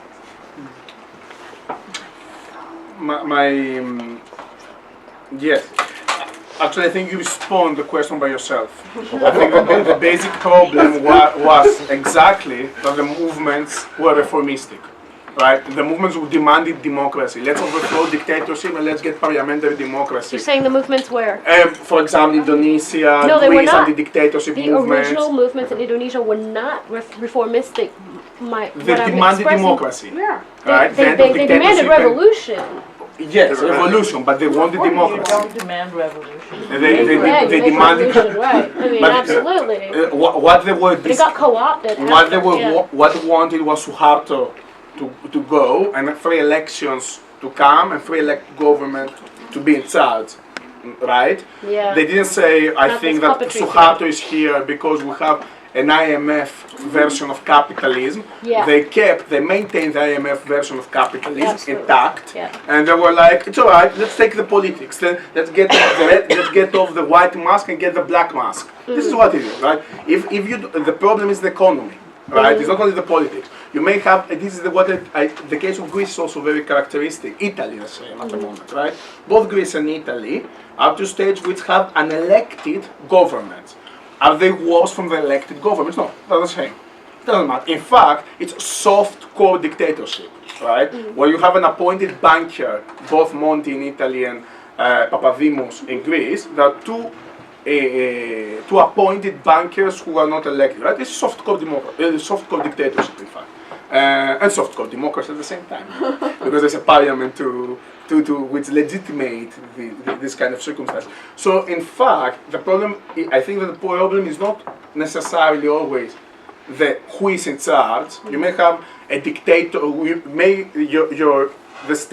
leader of the state may wear a military uniform or a suit, but still will be, as soon as capitalism will remain there, or the state will continue to be repressive. This is how it is. Yeah. In Greece, dictatorship fell in '74. However, as I mentioned before, the repressive state apparatuses, like the police, for example, were not changed. They were fine. They maintained the police as it was. Because because democracy required a reactionary extreme right-wing police force to beat up the unwanted citizens, because you talk also about civil society, right? Civil society itself, it's a consensus, in fact. It's something based on the thing that I will be subordinated, so I will recognize you as somebody as a system which has power over me, as long as you provide me a few things. I think this is very problematic. Because these provisions do not include everyone. Even if they include everyone, fundamentally the system remains unequal. And if it's not unequal within the country only, it's unequal outside the country. For example, some of the best democracies, Scandinavian states, are very well built on a racism, xenophobia, sealed borders for the outsiders in order to come in the country. So, yes, okay, there are very good social democracies, I think, for social democracies, but at the same time, the development of the economic growth and their economic prosperity is largely based on an equally global system. I guess that the fear for tomorrow is the basic problem. We always fear what will happen after we overthrow the system. I think that the problem here is that The system is, you talk about multitudes, by the way. This term is very fashionable lately. It's Paolo Virno, and I think that Tony Negri mentioned it in his book at the point. It is social democracy, in fact, right? This is what multitudes are. Like, we are all of us together and fine, and we will discuss, and we will merge, and eventually we will manage to go forward. This is the idea of multitude there, right? Yes, but what we are having the last few decades after Second World War in Europe is actually this multitude, which is lovely. I don't disagree, but actually doesn't bring us far. Capitalism remains galloping, developing, making huge profits, and capitalists make profits in two ways: either by becoming authoritarian, more authoritarian than usually, or by territorial expansion. There are very few territories to expand these days anymore, so in fact it will happen through the export of the system which was applied to South Asia back a few decades ago, then was applied to Eastern Europe, to former socialist countries, and now it's being applied into the Western Europe and I guess to the US, North America. I remember, you have a very, very correct point though, I think, which you mentioned, and I think is really important. The reason that people are really sensitive in this part of the world and in Europe are really sensitive with the Greek crisis, the so-called Greek crisis, the economic crisis in Greece, is because it happens in Europe. Right? For several decades, the same regime, you know, this extreme neoliberalism, extreme capitalism is what it is taking place in most of Africa, in quite a few Latin American countries, in most of South Asia, and of course, besides the global justice movement, not many other, which fundamentally was not that sizable either. Fundamentally, nobody else seems to bother too much. So I think that this is the problem. The problem of the people participating, I think, of the majority of people participating to the various versions of Occupy in Europe and North America, I think it's largely the fact that most of these classes, let's say, I'm talking now in sociological structures, right? Most of these classes didn't react when South Asia or African countries were stormed by neoliberalism, didn't react when the workers in their own countries were actually wiped out during the deindustrialization of the West, didn't bother when industry was exported in South Asia because labor was cheap. Extremely cheap, and exploitative conditions when there was no unions, there were no workers' rights, so people made die in the factory, and that was all right. So in fact, the problem was that they didn't react it effectively, or they didn't react it enough when these things were happening. Now it's our turn. Now it's their turn, let's say, and that's why they reacted down there. So on the one aspect, I adopt lots of the critique of what we see, but the same aspect I still see that as an opportunity. So I'm a little bit on both sides. I guess that was the idea of reflections. The reason we call this session, I think, reflections of the Occupy movement, is exactly because we should be honest if we want to go forward. Otherwise, there is no reason to discuss about going forward, because Occupy, I think, to a certain extent, has made its circle. The question is what after, where that can bring us, right? How we, as I say, take over and eventually overthrow. What after? Who knows and who bothers? What I know for sure is that what I see now, I don't like it. Yes. And it is not. It's not good in any way. I mean, every kind of reforms we saw after Second World War all around the world go towards something worse. We either stop it or it will just wipe us out. Will all of us work for $300 per month and we'll be happy that the police officer doesn't shoot us between our eyes. Because that's the case in a lot of countries of global south that you mentioned, which I guess includes a lot of different versions of it. It'd also be great to hear from Manissa. Manissa. And I'm kidding. Yeah, I think that's a really good question, of course, what comes after. I think one of the things that Occupy has done for me personally is help me think through that question, actually, which has been hugely useful. I think, and I've been talking about this a little bit, but I think even rethinking our current structures maybe not even in a what comes after sort of like grand sense. I would love to be thinking in a what comes after sense, but in sort of a day-to-day, like how can we even think the current structures we operate in? How can we even imagine our lives without them? That has opened up a lot of space for me of generative thinking. And I think sometimes like in the movement we do get really caught up in the struggle and like the day-to-day struggle, and I think we always need to be addressing this other component, right? I don't think even if we can't define this before the fact, I think that doesn't mean that we shouldn't be always challenging ourselves to imagine it, and to use sort of our radical imagination to the best of our abilities. So I don't know. I've been really involved in the like Bank of America campaign that's coming out of Occupy Wall Street right now, and in some ways it is reformist because it wants a bank to fail, right? But at the same time, it is asking really what I think are really radical questions, which are what would we as a community or a society want to do with collective wealth, and how can we reimagine what happens with collective wealth? And I think those are questions that aren't on the table enough. Just in terms of like how can we reimagine these structures? How can we even imagine what would happen if even a movement could get a bank to fail, right? What space would that open up? So I don't know. Is there anything to add to that? Yeah, I want to talk about the like the co-optation if it ends out in just being reformist.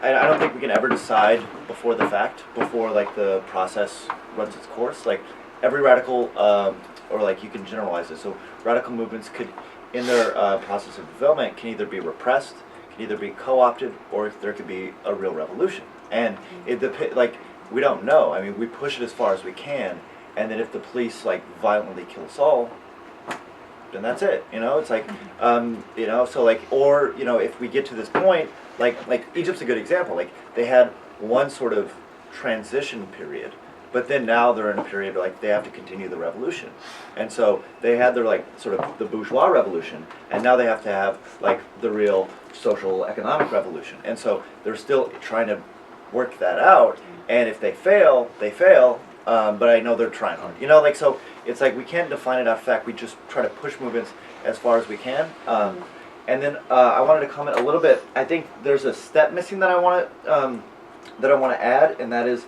from tactics to objectives. I think the middle point is strategy, because like, I think I totally I think most of the people agree. Like we want to smash capitalism, we want to smash the state. We don't want these things to exist anymore. But then like, what does that look like? And what does that look like in daily practice? Like there are insurrectionary moments, but like one of the things, like England, they had their sort of a quasi-insurrectionary moment, and then it just sort of dissipated. Other moments have their insurrectionary moments, and then they dissipated. What does a long-term revolutionary process that actually have revolutionary outcomes look like? I would say I think it has to have a moment of insurrection, but I think it also has to have a moment of real counterpower. Absolutely. And so the development of the counterpower, then it has a standoff of legitimacy, and then people defend the counterpower, and then that's where like all power to the Soviets comes. It's like then that's not legitimate anymore. This is legitimate. I think through that process, then through the process of experimentation and developing counter institutions, that's where the alternative will come. I think radical vision is important and imagining is important, and that has to be an element of our movement. But it's also like experimenting on the ground and trying to meet like sort of our ideals and our vision with like actual like social alternative anti-capitalist social institutions that help sustain the movement and smash the institutions that we're trying to fight. And just like another example that I think Occupy has helped me like open up in terms of this experimentation has been really thinking outside of the police state, and like really how we can imagine our lives without the police, very simply, like how we deal. And this is something that the park was really in some ways like grappling with, which is how to deal with violence, right, and violence among ourselves when you aren't, without calling 911, right? And like that's sort of like a real pragmatic question, but it's actually a really revolutionary question as well. And so I think there's something about the everyday in this that sort of like gets me to thinking in new ways. And so watching the process of putting the community agreement through the Spokes Council at Occupy Wall Street, or building alternative institutions or alternative responses to something like the sexual assault that happened in Zuccotti Park, actually like helped me think outside of capitalism in new ways and outside of the police state. There's two. Thanks so much for this. So I'm grappling with how to articulate this right now, so bear with me. Sorry, I might go into a rambling fit. But anyway, I'm interested in hearing how the following has played out within Occupy Wall Street, and also if you have reflections on Occupy broadly within the United States. So two things. One, I was also struggling with, okay, tactics, but tactics for what? Which speaks to a broader question of vision of change, transformation, and so on, which speaks to bigger questions about how we deal with very real ideological differences on the left and how we organize within that. So you said, okay, I think we're, within Occupy, we're more or less all like down with capitalism. And I was in Zuccotti Park a few times, and I talked to a range of people, and I didn't get that sense at all, which was at once cool because it was people were coming from different perspectives, but at the same time, what does that mean for organizing? So for me, yeah, I struggle dealing with reformist agendas. For me, it's down with capitalism. It's a systemic critique, which necessarily entails a global critique. But for others, it's reformists. And for others, it's, okay, something else. But how do we grapple with that within Occupy while still, maintaining open space? Number one. Or how have you guys been thinking about this and grappling with this? Number two, have you guys been linking up with, has Occupy as a movement been thinking more globally? So I am uneasy. I think this is a question that the left grapples with a lot, with nationalist discourse, always. Really uneasy with it. So I think I'm wondering how Occupy has been. I think the critiques that have been leveled on sort of different aspects of the capitalist system have been great, but I feel in some sense lacking in sort of making the links globally with a global systemic critique of capitalism or yes. And if you guys have been linking up with the folks that have been working on this for a very long time within world social movement processes, for example, or the U.S. social movement process, just to name two, very specific instances. Yeah, so I'll leave it there.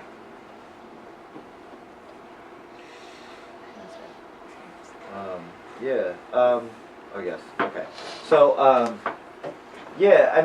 it's, there's a variety of different ideological things that are happening, and if I meant to characterize it as, at least I try to push anti-capitalism, and I think the people that I know do and have a systemic critique, and we try to actively incorporate sort of education, where we used to when we had a camp, on the camp. So I had a comrade who talked about participatory economics and alternatives to capitalism, and all that stuff. So we try to do what we could. It's not perfect. There are still Ron Paul people around, but luckily there are not very many anymore. One of the things that was interesting. So in the '60s, Tom Hayden cried when JFK died, and he was he considered himself a revolutionary, but there was that still that little hope that he had. And I think once the process of liberals trying to take money out of politics or reform the system, once that inevitably fails, or police repression occurs, that is the space for a lot of people to be radicalized. And so the inevitable failure of liberalist attempts, I think, will show that this isn't working. And then once you saw this wave of police repression in the '60s, then there was a much more sort of militant tone in the New Left in the '60s. And so that's, I think, a similar process is beginning to emerge in Occupy.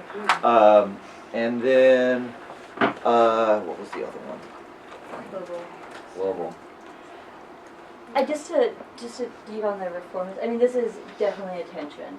I think there's Ism and I, and we firmly want this to be an anti-capitalist movement, and so that's sort of the view that we push. But there's definitely huge reformist tendencies within the movement. And I guess the way I've been thinking about it is that. And people, a lot of people say that we need these reformist tendencies in order to keep the movement inclusive, to build a broad movement. How are we going to appeal to the mainstream anyway if we're an anti-capitalist movement? And I think a lot of us who are like, no, this needs to be an anti-capitalist movement, is that sort of just to stand with like reform has not worked, and that sort of what is just saying that like this will fail, this project will fail anyway. And I see their role in the movement to constantly be pushing it to the radical, to the most radical place it can get to, and that it will not do that on its own, that there need to be people actively in it, always pushing that critique. But I have friends all the time who are like, this is just becoming a liberal movement, I'm getting out of here, and then the next day they're back again, but like it's a constant struggle. And I think there's something about like, oh, how do we appeal to the mainstream, which is really problematic, and which really like I would love to get away from that discourse entirely. Like I'm personally not interested in like appealing to the mainstream. I don't think the mainstream exists. I think this like mainstream America is like conservative. I think this is a myth that we like buy into over and over again, and that forces us to become a reformist movement. And I don't think we need to be doing that anymore. And so that's sort of like where I stand in this thing. But it's definitely a constant tension, for sure.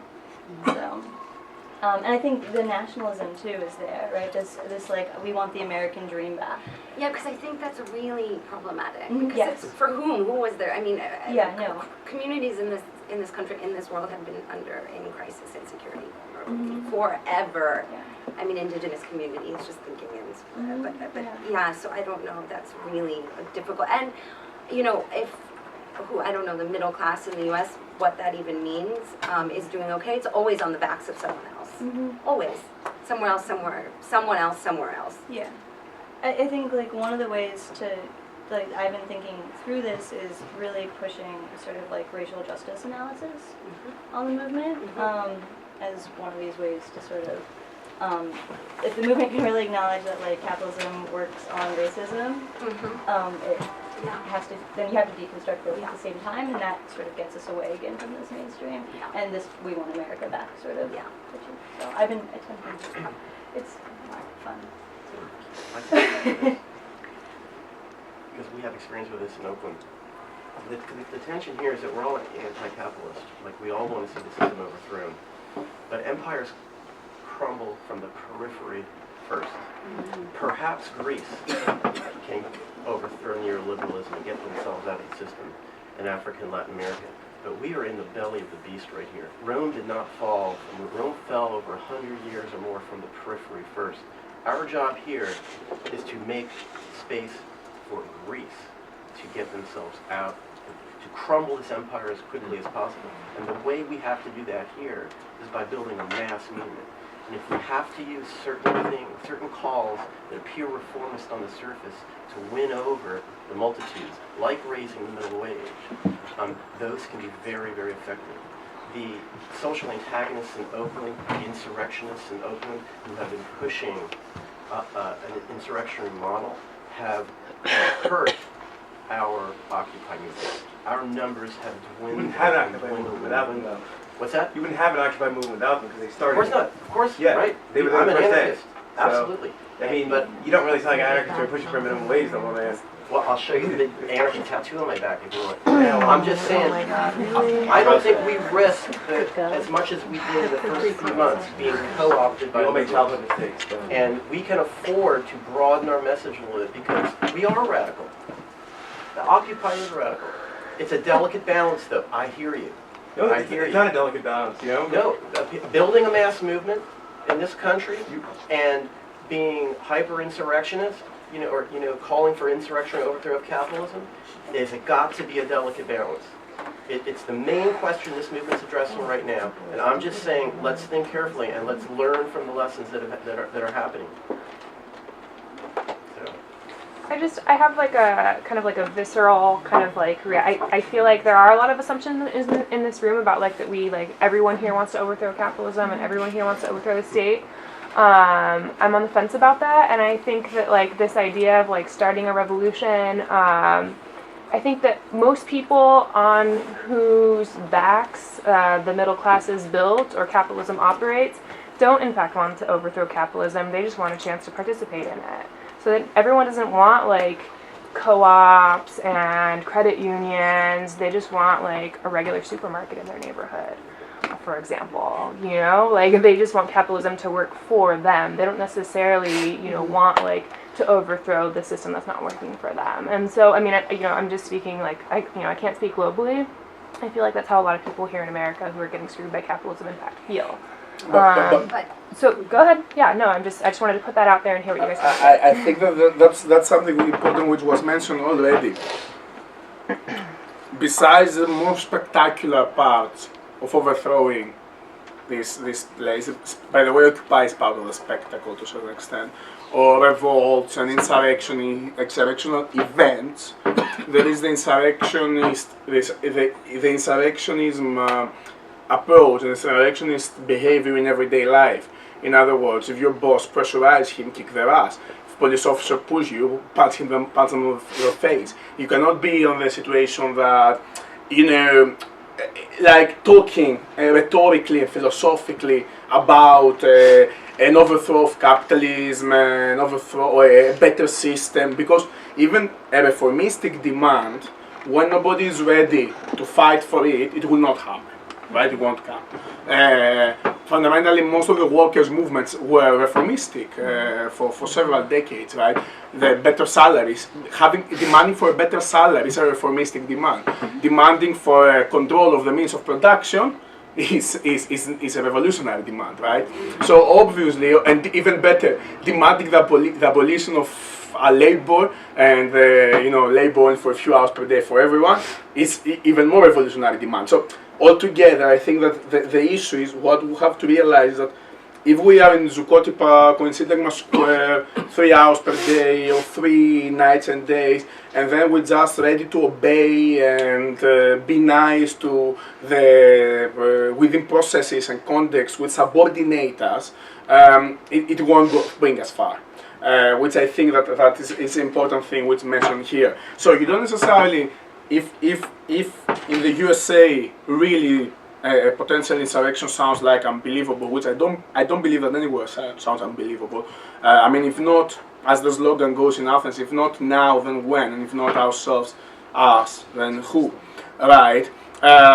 If we are gonna just be like, if the insurrection itself sounds too impossible, which from my point of view I think it doesn't, but if people feel that it sounds impossible, I think that insurrectionary behaviors or for example, radicalization within everyday life, within labor, within our relationships within the system itself is already a big step. So it is not only the spectacle, the spectacular events like the Occupy, which will change, if you wish, the current system of sovereignty towards something better, and I don't say towards something fair or more just, because I don't think that this is. I mean, I think it is wrong demand. You can't demand for a system. I mean, discussing about justice under the circumstances like we are, I don't know, goats, and we have a wolf, and we discuss about how to have a fair relationship, right? I mean, it won't work because the wolf can eat us any moment they like. So. Okay, can I just jump in here for a second? So I, as much as I sympathize with the need for insurrectionary activities within any given process of revolution, I'm a bit concerned with the scale of an insurrectionary activity. Namely that the insurrectionary activity, by its very nature, kind of has to be located in a very specific space, right? Very, very specific place. And it has as its target a very specific type of institution that exists within a place. I mean, whether it be like your boss's office or home, or or at a bit of a larger scale, like America, right? If you want to go and smash the headquarters or something like that. But I think, there's this really beautiful line in Marx in one of his letters where he talks about the alchemists, the insurrectionists as the alchemists of revolution. That through throwing incendiary bombs and through storming your boss's headquarters, you hope that through a process of mere event and destruction, you can bring about by like metonymy, the destruction of capitalism, right? That somehow that this thing which stands in for capitalism will thereby magically destroy the whole system. And this brings up another question that I've been trying to think through in a more systematic way recently, and I haven't really heard anyone speak to it yet, except for this last comment about our goal here in the United States ought to be to provide the conditions of possibility for Greece's revolution. What happens to internationalism in our current struggle? And not just internationalism of old, but internationalism today. What does it mean to actually think about internationalism? It means something very, very different than it meant 100 years ago. And it has to mean something that has a very clearly articulated analysis of the way in which capitalism operates in and through scale today, right? That we have to be operating at multiple scales in a very sophisticated way. So when we're talking about the American body politic, we're talking about a national state scale. And we have to be very clear about that and what that means, what type of politics that engenders. When we talk about Citibank or Bank of America, understanding the way that the institution articulates itself in various world regions is very important. And Bank of America versus Citibank versus Wells Fargo have very different geographical spreads. And the politics of a city, I mean, I've been mostly involved in organizing at the level of New York City student movement stuff, organizing, trying to coordinate between students in the city. And it's very difficult even at this one scale, but at the same time, the scale has to be one that also articulates with other scales. Like a New York City student movement also articulates with student debt at a national level, right, where you have, right, I mean, very well known, student debt recently passing credit card and consumer debt in the United States. He tries to articulate at a national scale in the same way that I think Zuccotti and Occupy Wall Street tried to articulate at a global scale by using the metaphor or the sign, the symbol of Wall Street. But then there's this disconnect between invoking, right, invoking the national level of student debt, invoking the injustices of Wall Street, and actually having a strategy that's thought out at a scalar, sophisticated level of what does it mean to take on finance capital at the very scale that it articulates. So I'm wondering this tension between like a localism of insurrectionary activity, a localism of holding a space like a park, a localism of Tahrir or Syntagma, and trying to think about what it means to articulate a global strategy for taking on capitalism. So this is just like stuff that I'm working with. I want to put it out there on all of you, so you have to work with it also.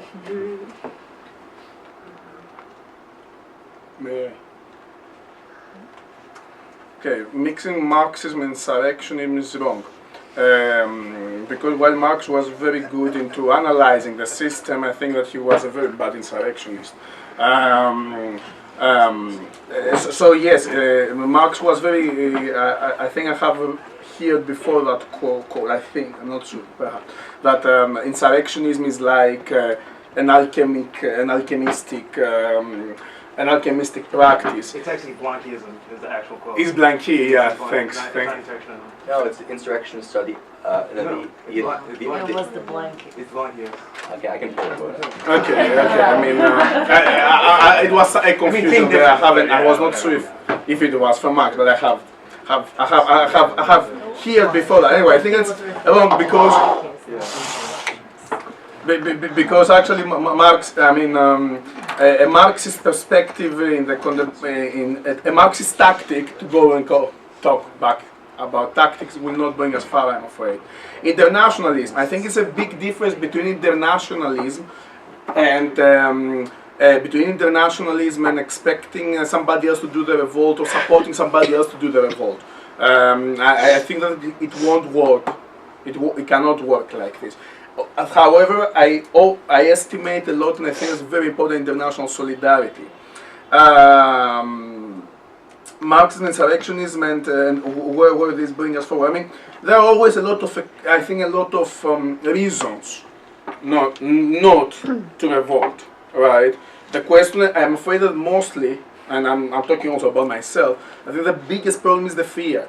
The fear which comes largely from the fact that advanced capitalism is a fantastic integrational apparatus. It integrates us, makes us absolute part of its own development as individuals. Now our own selfhood is very much the one which reproduces capitalism and a capitalist one, if you wish. We like it or not. So in fact the fear is existentialist fear, like if the system will collapse, then what will happen with us that we are part of it? Which I think that it is like most fears, is just a phobia, which is much more psychoanalytic notion rather than actual notion. But yes, I don't think so that insurrectionism necessarily is alchemistic. I think that was the big mistake of Marxism, which believed a lot into social engineering, which is the reason that it failed when it was applied, because let's don't fool ourselves, what we saw in Eastern Europe was Marxism proper, in terms of tactics, the way that it was organized, we like it or not, Marxism-Leninism.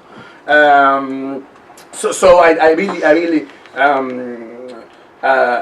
but by the way, my second life is studying Albania, right? I have lived many years in Albania studying socialism and social state there, because I had an interest into social states and how social states are evolving. I've also spent a lot of time living in Hungary, and I think that, I mean, the experience there with a very mixed economy indicates that this was something that was always embedded within a global world system that was dominated by capitalism, and to merely ally one to the other as the Eastern European states as merely Marxist is highly problematic. But I don't want to get into that. No. I mean, in defense of Marx, I think Marx's analysis of capitalism is immense, right?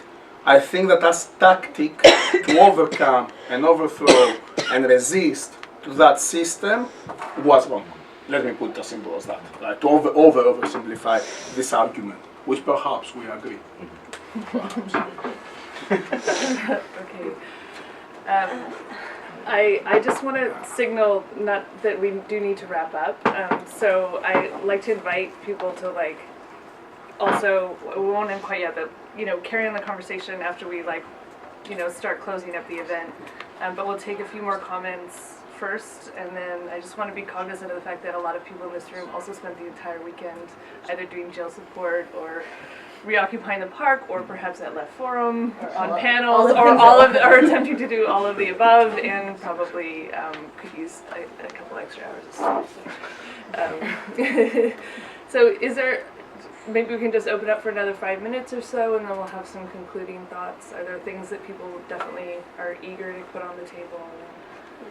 Well, Dimitri, I would also like, a non-capitalist revolution, but I still think that if you're talking about the last 10 or 20, in the next 10 or 20 years, in this particular country, in this particular society, you have to articulate and be cognizant of the consciousness, let's say, of the mass of the population. And the problem I have is that if you raise consciousness, fine, but do you want to end up with what Lenin did in the Soviet Union?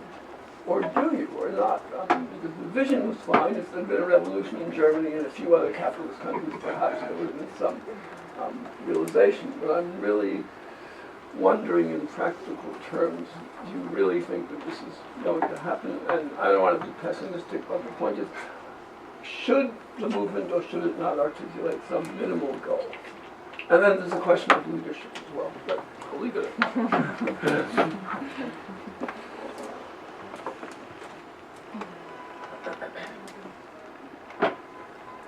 Yeah, I have a very related question. I mean, I don't know if you want to answer it now or later or whatever, but I mean, I'm sympathetic. I'm Greek too, and I've emailed you, and I'm sympathetic to anarchism, although I wouldn't necessarily think of myself as being anarchist per se. But I mean, I'm thinking in terms of Greece, like what would be, assuming, perhaps we don't all agree that we don't get rid, that we want to get rid of capitalism. I want to get rid of capitalism, but like in a situation like Greece, where there is a massive crisis right now, I mean, what's the scenario of what we're going to do immediately? And in my mind, the immediate plausible scenario would be basically having strong social movements where there is a left-wing government that takes power and basically reverses all these policies that are wreaking havoc and that are very destructive.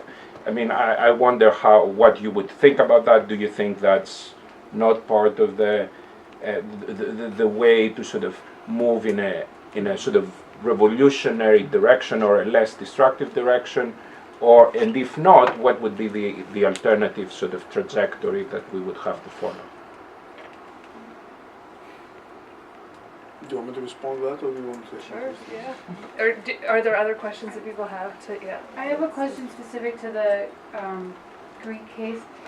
The role of the EU in this, and the power that the EU has in its relationship with the current politics of Greece, and what does a revolutionary stance mean for the EU, and how big a scale does Greece have to go to? Can this be an autonomous part? Like what's going to happen there? I'm very curious to hear how you see that relationship right now and moving forward.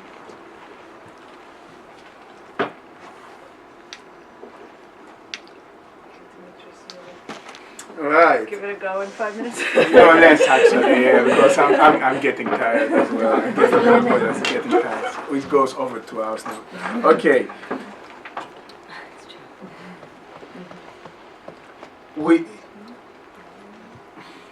Greece is peculiar. I think that expecting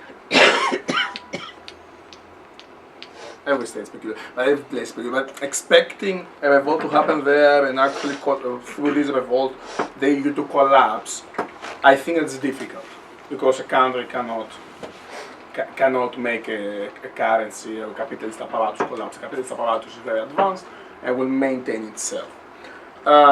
If I see the potentiality of a revolt in Greece, don't ask me, I'm not. I don't have. I wish I had a nice glass sphere and seeing the future, but I don't know. So I don't have any estimation of that. Okay, I will bite the bullet about the question of the left government. Nah. I mean, it won't work. I don't think so that the left government would undertake would be voted by the people, would take care and a transition to really fair society of freedom and solidarity. I think they will do what exactly PASOK did in 1981. I'm afraid, because that's the nature of power itself, right? It's something embedded there. I'm afraid that the problem is that this system is old. I think that it's completely old. It's completely out of space, completely out of time. I really believe that there is no possibility for such a case, because the left parties which wish to govern the country after the next election, after a few more elections, are part of the older system which is collapsing and going down the sink at the moment. I think we are in a transitional phase. It's a fantastic moment to be radical, fantastic moment to be social scientists, fantastic moments to be to have an interest in the way that things work. But I think we cannot predict the future, and any prediction of the future would be very, very dangerous and unavoidable. How I see the alternative, if not a left party to take the country, I don't have a response to that, I'm afraid, against the glass sphere problem. Sorry. Yeah, so I think we'll maybe wrap up. Yeah.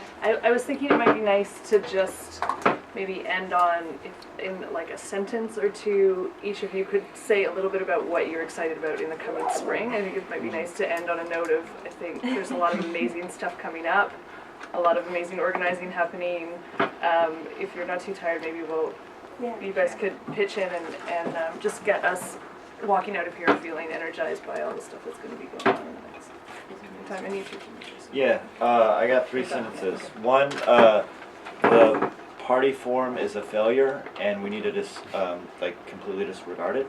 2, Keynesianism is dead, and then 3, I'm excited to create the alternative to Keynesianism with y'all. What are you excited about in the That's spring? the last one. Okay. I thank you everyone for listening and participating. I think what I'm excited about is one thing I'm really excited about is having conversations like these. Actually, it actually feels really good to be working through all these issues and have them on the table with people. So, and that has been it's been a big shift actually to like have real conversations about these issues, and so that's really exciting. I'm really excited about that. So thank you to everyone.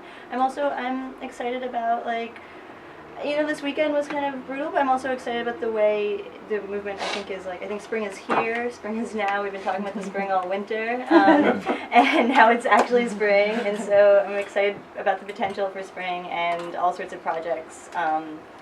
I'm excited about May Day. I'm excited about May Day not being the end of history and what happens beyond May Day, and so, I mean, all sorts of things. Thanks, Melissa. Okay, thanks everyone, and a special thanks to our guests and for their time and thoughtfulness, and for all of you for your contributions and stuff. Feel free to get in touch with. You can get in touch with me if you want to get in touch with Dimitris or Manissa or Isham, and you want contact information. I can pass that on. And I will see you guys all, no doubt, the coming months. In the See you on the streets. streets. Thank you, everyone. And if folks are aware, Union Square has been occupied to relative success for 3 days, so I think some of us are heading down there.